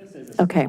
Only certain. So we're trying to work through that. What's the best balance of between those two things? Because you want to make sure you get the express benefit of moving through the corridor, but not leaving behind folks that may be a little harder for them to walk down to that next express. Got it. To have the local service underneath. I think it's all on the table still. Okay, so the express and the local could still exist. Okay. Okay. And then as far as as we have it turning onto Washington Street is a little wider than Broad Street. Is there an opportunity to do one of the other scenarios on Washington Street, but not on Broad Street? I think that was the intent with scenario 3, was recognizing that Washington is wider and has the ability to absorb, for so to speak, a bat lane.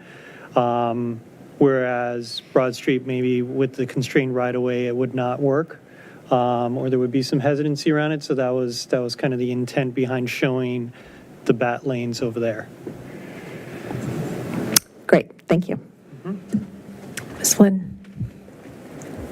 Admittedly, I'm still coming up to speed on this one, so just bear with me. In terms of the staff recommendation for the HOV lanes, how would we envision sort of doing HOV lanes without dedicated lanes? Like, would we need paint, regardless, right? Like, we don't want to spend paint on a bat lane, but we might need paint for the HOV lane. Do we need kind of, signage that's like X during this time, right, for the travel lanes? Yeah. So I will say that everything that you see on the street is outlined by something called the MUTCD, which is the Manual on Uniform Traffic Control Devices. It's what says your stop signs are red, your double yellows are yellow, things like that. It outlines that bus lanes will be red, it outlines that bike lanes will be green, and it requires professional engineering guidance if you choose to deviate from that. Does it happen? Absolutely. Rainbow crosswalks are one example of deviation from the MUTCD, so there is flexibility within it for a jurisdiction to choose what kind of solution it would like to pursue. I would defer to city staff on how they kind of envision implementing that, but as Alan mentioned earlier, it's about visually communicating to all roadway users that this is a space for a certain type of activity, whether it's biking or buses or high occupancy vehicles, and making sure that's a consistent message that you're respecting the culture of the region, right? Yeah, and I guess that's where I was going with my question, right? Is that I'm trying to understand if part of the not pursuing the, maybe I'll just term them the better alternatives, right, for multiple modes of transportation is the cost. Like, I'm trying to determine how we get the benefit, and by having to implement the worse alternative, but we still have to pay into it, like, what's the delta between the worst alternative and the better alternative? And maybe we should just go for the better alternative. And then you think too about like how often is this bus rapid transit running? And I know you're saying you want to have a dedicated bus lane, we might want to have a dedicated bike lane, but are there ways to visually communicate if the bus isn't coming through as, often, that you don't want an empty lane, but you might want like a multimodal lane, and this is a way to combine costs in many ways to get things that we might want to see in an area that we don't have those things right now. So I guess I'm communicating I would prefer to have a dual track with this and maybe some creative thinking about what the enhanced no build out solution looks like versus build this out, but build this out with multiple modes of transportation in a way that we can capitalize on the downtime of the bus, but maybe get the bus moving through the city a little bit more quickly. Yeah, I think that's that path forward. I think we'll absolutely continue working with city staff on that. We had consultants that did a wonderful job on this, did great public outreach. We're done with that part of it, like we spent all the money. We're happy to continue the conversations with city staff and figure out what resources it would take to do that next level of analysis, because there is a spectrum. Like I said, the HOV wasn't explicitly studied in this, but it kind of falls between here and then the bat lane. So what does that benefit do? And then as your colleague pointed out, it's like the enforcement is a big part of it. But the bat lanes as well, not just the HOV lanes. So the bat lanes having that enforcement, because if they're not enforced, you lose the benefit of having them in the first place, and the bus gets stuck in traffic and everything else. So there's several different, I think, factors that have to continue further with analysis for the city to make a decision exactly where you want to land. Okay. Other questions? Mr. Snyder? Yeah. No, I think the main purpose of tonight was really to get exactly the kind of input that we're getting, so I'll defer to other members of council. I have some questions and comments, I guess. Could we go to line 129, which talks about the alignment at West Falls Church? And I do want to get to, we have invited the CACT and the ESC members, so thank you for joining us at this late hour. So if you all have questions or comments, please feel free to join us too.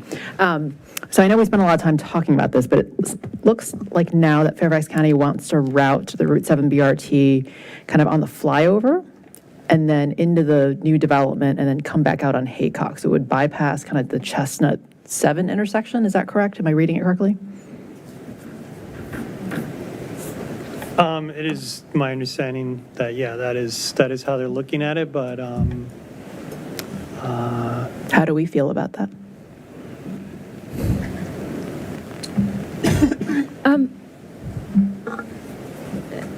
Yeah, so we did coordinate with them on their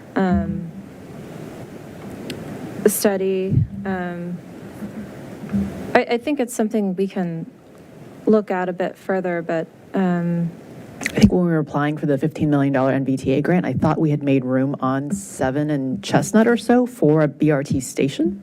And so I don't know if the streetscape is planning for it, but I know that it seems like it would be a great spot for one, but there might be transportation experts that think this might be a better option. But I just want to make sure that this was flagged as something that is different than my understanding of where we had thought BRT would go, that section.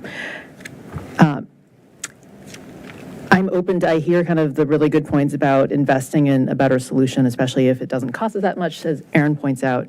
I do worry that could this be like the opportunity where we miss having the 2 metro stations that bear our name and not actually be in the city if we don't do something bolder than just TSP? Because I feel like we look back at that decision where we're like, gosh, wouldn't it have been great if both metro stations were actually along Route 7? And I want to make sure that we don't think about BRT in that same scenario by not being bold here, because this is a generational investment. So I understand the operational cost, but I do think it's worth thinking a bit through what those options might be beyond that initial upfront $1 million sticker shock is, nothing to cry about either. That said, I would love to actually look at the TSP stuff ahead of BRT. So I know that we have the applications for 7 intersections with NVTA grant dollars. When do we hear back about that? There is a briefing with NVTA and jurisdictional staff on Thursday morning, and I think that's kind of when we'll get a sense of where we are. Okay. Is this something we need community support on, or we think we have a pretty good chance at that money? I think we're likely to score well. Okay. And is that a good time? I guess if we do get them implemented, would that be additional data for us to then decide, like, is this enough or could we do more, right? Because if we can do the TSP stuff ahead of BRT, because it looks like a lot of the timelines I'm reading is like 2033. So we've got lots of time to implement the TSP that we could then decide, is this enough or should we be doing more? And then figure out the funding and all the details too. Like, what's your sense on when we might get TSP up and going, assuming we get money from NVTA? So the funding year, I believe, is 28 and 29. It's possible that we could get it moved up.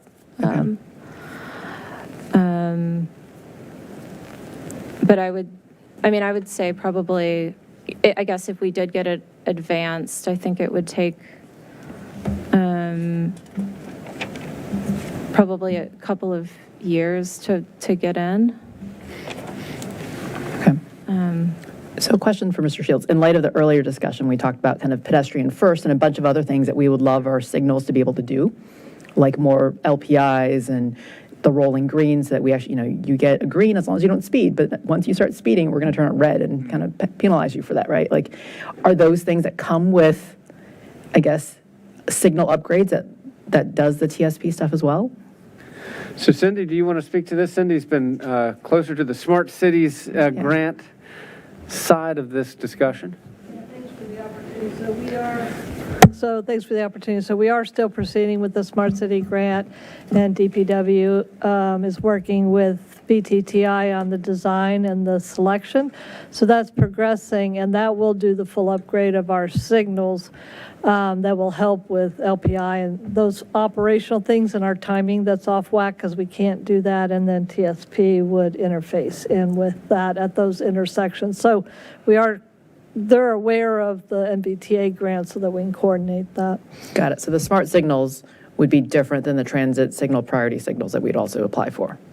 But we're working with them together along with WMATA, who's our primary bus operator in the city. Got it. Okay. Do we have any questions or comments from the members of the CACT or ESC? Welcome to join us. I know it's not officially work session, but we did invite you, and we realize it's 11 o'clock, so I did want to give you the opportunity to ask questions as well. I've got a few comments, if I can. I've been attending BRT sessions here. I think it's probably close to 10 years. I don't know when the first events occurred, and I am on CACT, and I'm a strong transit advocate. I'm concerned that this project is not really very well focused. If you look at just what BRT is to begin with, there is a definition provided by a group called ITDP. They have definitions to be a BRT corridor. It must have at least 3 kilometers in length of dedicated lanes, must score 4 or more points in dedicated right-of-way, must score 4 or more points in busway alignment, and must score 20 or more points across all 5 BRT elements. I mean, these are the kind of things that I would expect the people that are running this project would be very familiar with.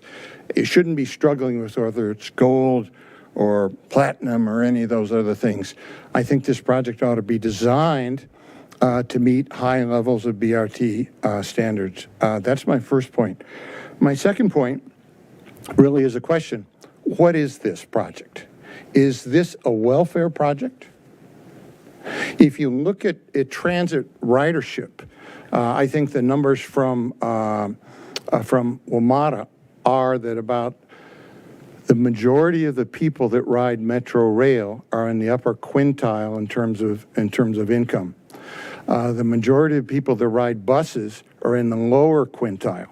So if this is a bus system, is this a welfare system? I don't think there are many people in this group that are in the lower quintile. And so we may have people that are here talking about a system. Who is it really designed to satisfy? I think the system ought to be designed to attract people from higher income levels. I think we ought to be targeting a significant increase in ridership. I think we ought to be targeting a significant increase in transit mode share. And I think questions about how this project is going to achieve or satisfy those kinds of goals and objectives ought to be the ones that should be asked. We went through hours here, years, I guess, in terms of the Quinn project. You had a private sector group that had an objective of building a project with certain objectives. Who is it that is really being satisfied by this project? I'm a transit rider. And as a transit rider, what I want to see from this system is I want it to be faster. When I want to get to the King Street Metro Station to catch Amtrak down to Richmond, I want it to be faster for me to take bus down Route 7 than I do to get on Metro Rail, go into Arlington, and then go down on the yellow or blue line to King Street. Those are the kinds of things that I think you should be looking for and that this group should be trying to provide. Thank you for your comment, and thank you for serving on the CCT. Mr. Egan. Thank you. I've also been following the BRT for a couple of years now, and I heard something tonight for the first time that I've not heard previously, and that is people actually talking about 28A. I have viewed this project as something that somebody had a grand idea of some big BRT, and it just was plowing along when we had a very good bus route that just needed to be enhanced. And I'm actually really glad to hear that you've kind of flipped it on the head. Looking at that, there's opportunities there, and we can deliver it a lot faster.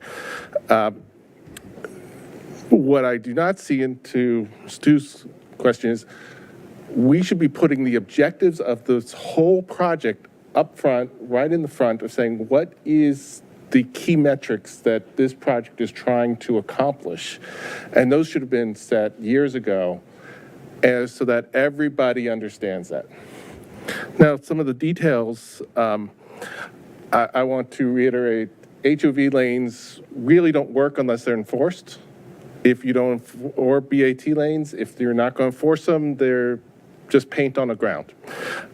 So we need to understand how they'll be enforced.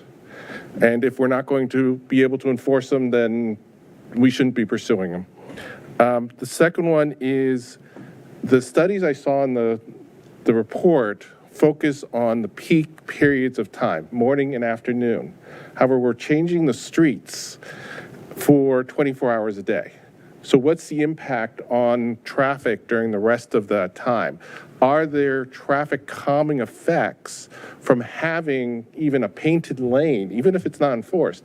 Is that going to slow down traffic on Washington during, 9 o'clock at night when low visibility, people could be walking? Is this going to improve safety in other ways? I have not seen anything that studies that, and I think it's an important piece to this. I do not believe we have room on Broad Street for BATs. I think we're just too constrained. Washington is a question. There's also another street that is not mentioned at all. Roosevelt Avenue, Roosevelt is part of the city over by the Eden Center. It's not mentioned. It's on the route coming from East Falls Church. I'm glad you mentioned the Eden Center. By the way, their presentation, the map, has a dot right next to the Eden Center. So I think we may be covered there. But yes, Roosevelt needs to be addressed. And it's even wider. But we also can't give up the bike lanes that are on Roosevelt. So these are all some of those details that I'm seeing, and we need to make sure are addressed. Great. Thank you for your comments and serving on the CACT. Okay. Just to follow up, there are also, I believe, bike lanes planned for North Washington in the Arlington area. And so I guess making sure that bike lanes are always incorporated into whatever plans come forward. So staff, I'm not sure if this is enough direction, at least. You heard lots of comments, I guess. This helps us with what we're doing. This is very much what we wanted to hear from you all, as Vikram talked about earlier, the strategic implementation plan that we're working on that talks about a lot of what we've covered here tonight. This is exactly what we needed to hear. And as always, MVTC is here to help and continue to be a resource and working closely with your team here. So happy to help wherever we can. Great. Thank you. Thank you to staff. The only thing I would say is much appreciated the discussion from everyone. I think we have a pretty good indication of how complicated this really is in our environment. But as the mayor said, and I agree with it, this is a rare opportunity, maybe a generational opportunity. So let's figure a way through here and get it done. And I guess I would add on to that too, like, I don't want to be the BRT loser of the jurisdictions, right? It's like, oh man, we're doing really well, and then we get to Falls Church, and it's like, where'd BRT go? So we need to, we should figure it out. And I just wanted to plus one Letty's comment on actually implementing TSP and getting data if possible. Alrighty. Let's move on to, thank you for joining us, NVCC folks, and CACT ESC for the late hour, too. Thank you. Do we have, to wrap up our agenda, do we have any business not on the agenda? Standing Regional Committee Council Liaison Reports. I think we heard that Budget and Finance is a meeting, GovOps has a meeting on Wednesday. Actually, EDC is one tomorrow, right? EDC tomorrow, GovOps on Wednesday. Busy week. Council member comments? And Legislative Committee on Thursday. What every committee's meeting this week. What time is it? I think it's 8 a.m. 8:30. 8:30 Thursday. Okay. Sorry, staff. I know we had tried to smooth things out through the month, but I guess we did not do well with this particular week. Okay. No minutes to approve, right? Well, unless we have any other business, do I have a motion to adjourn? Move to adjourn. All in favor? Aye. Alrighty, we adjourned. Good night, all.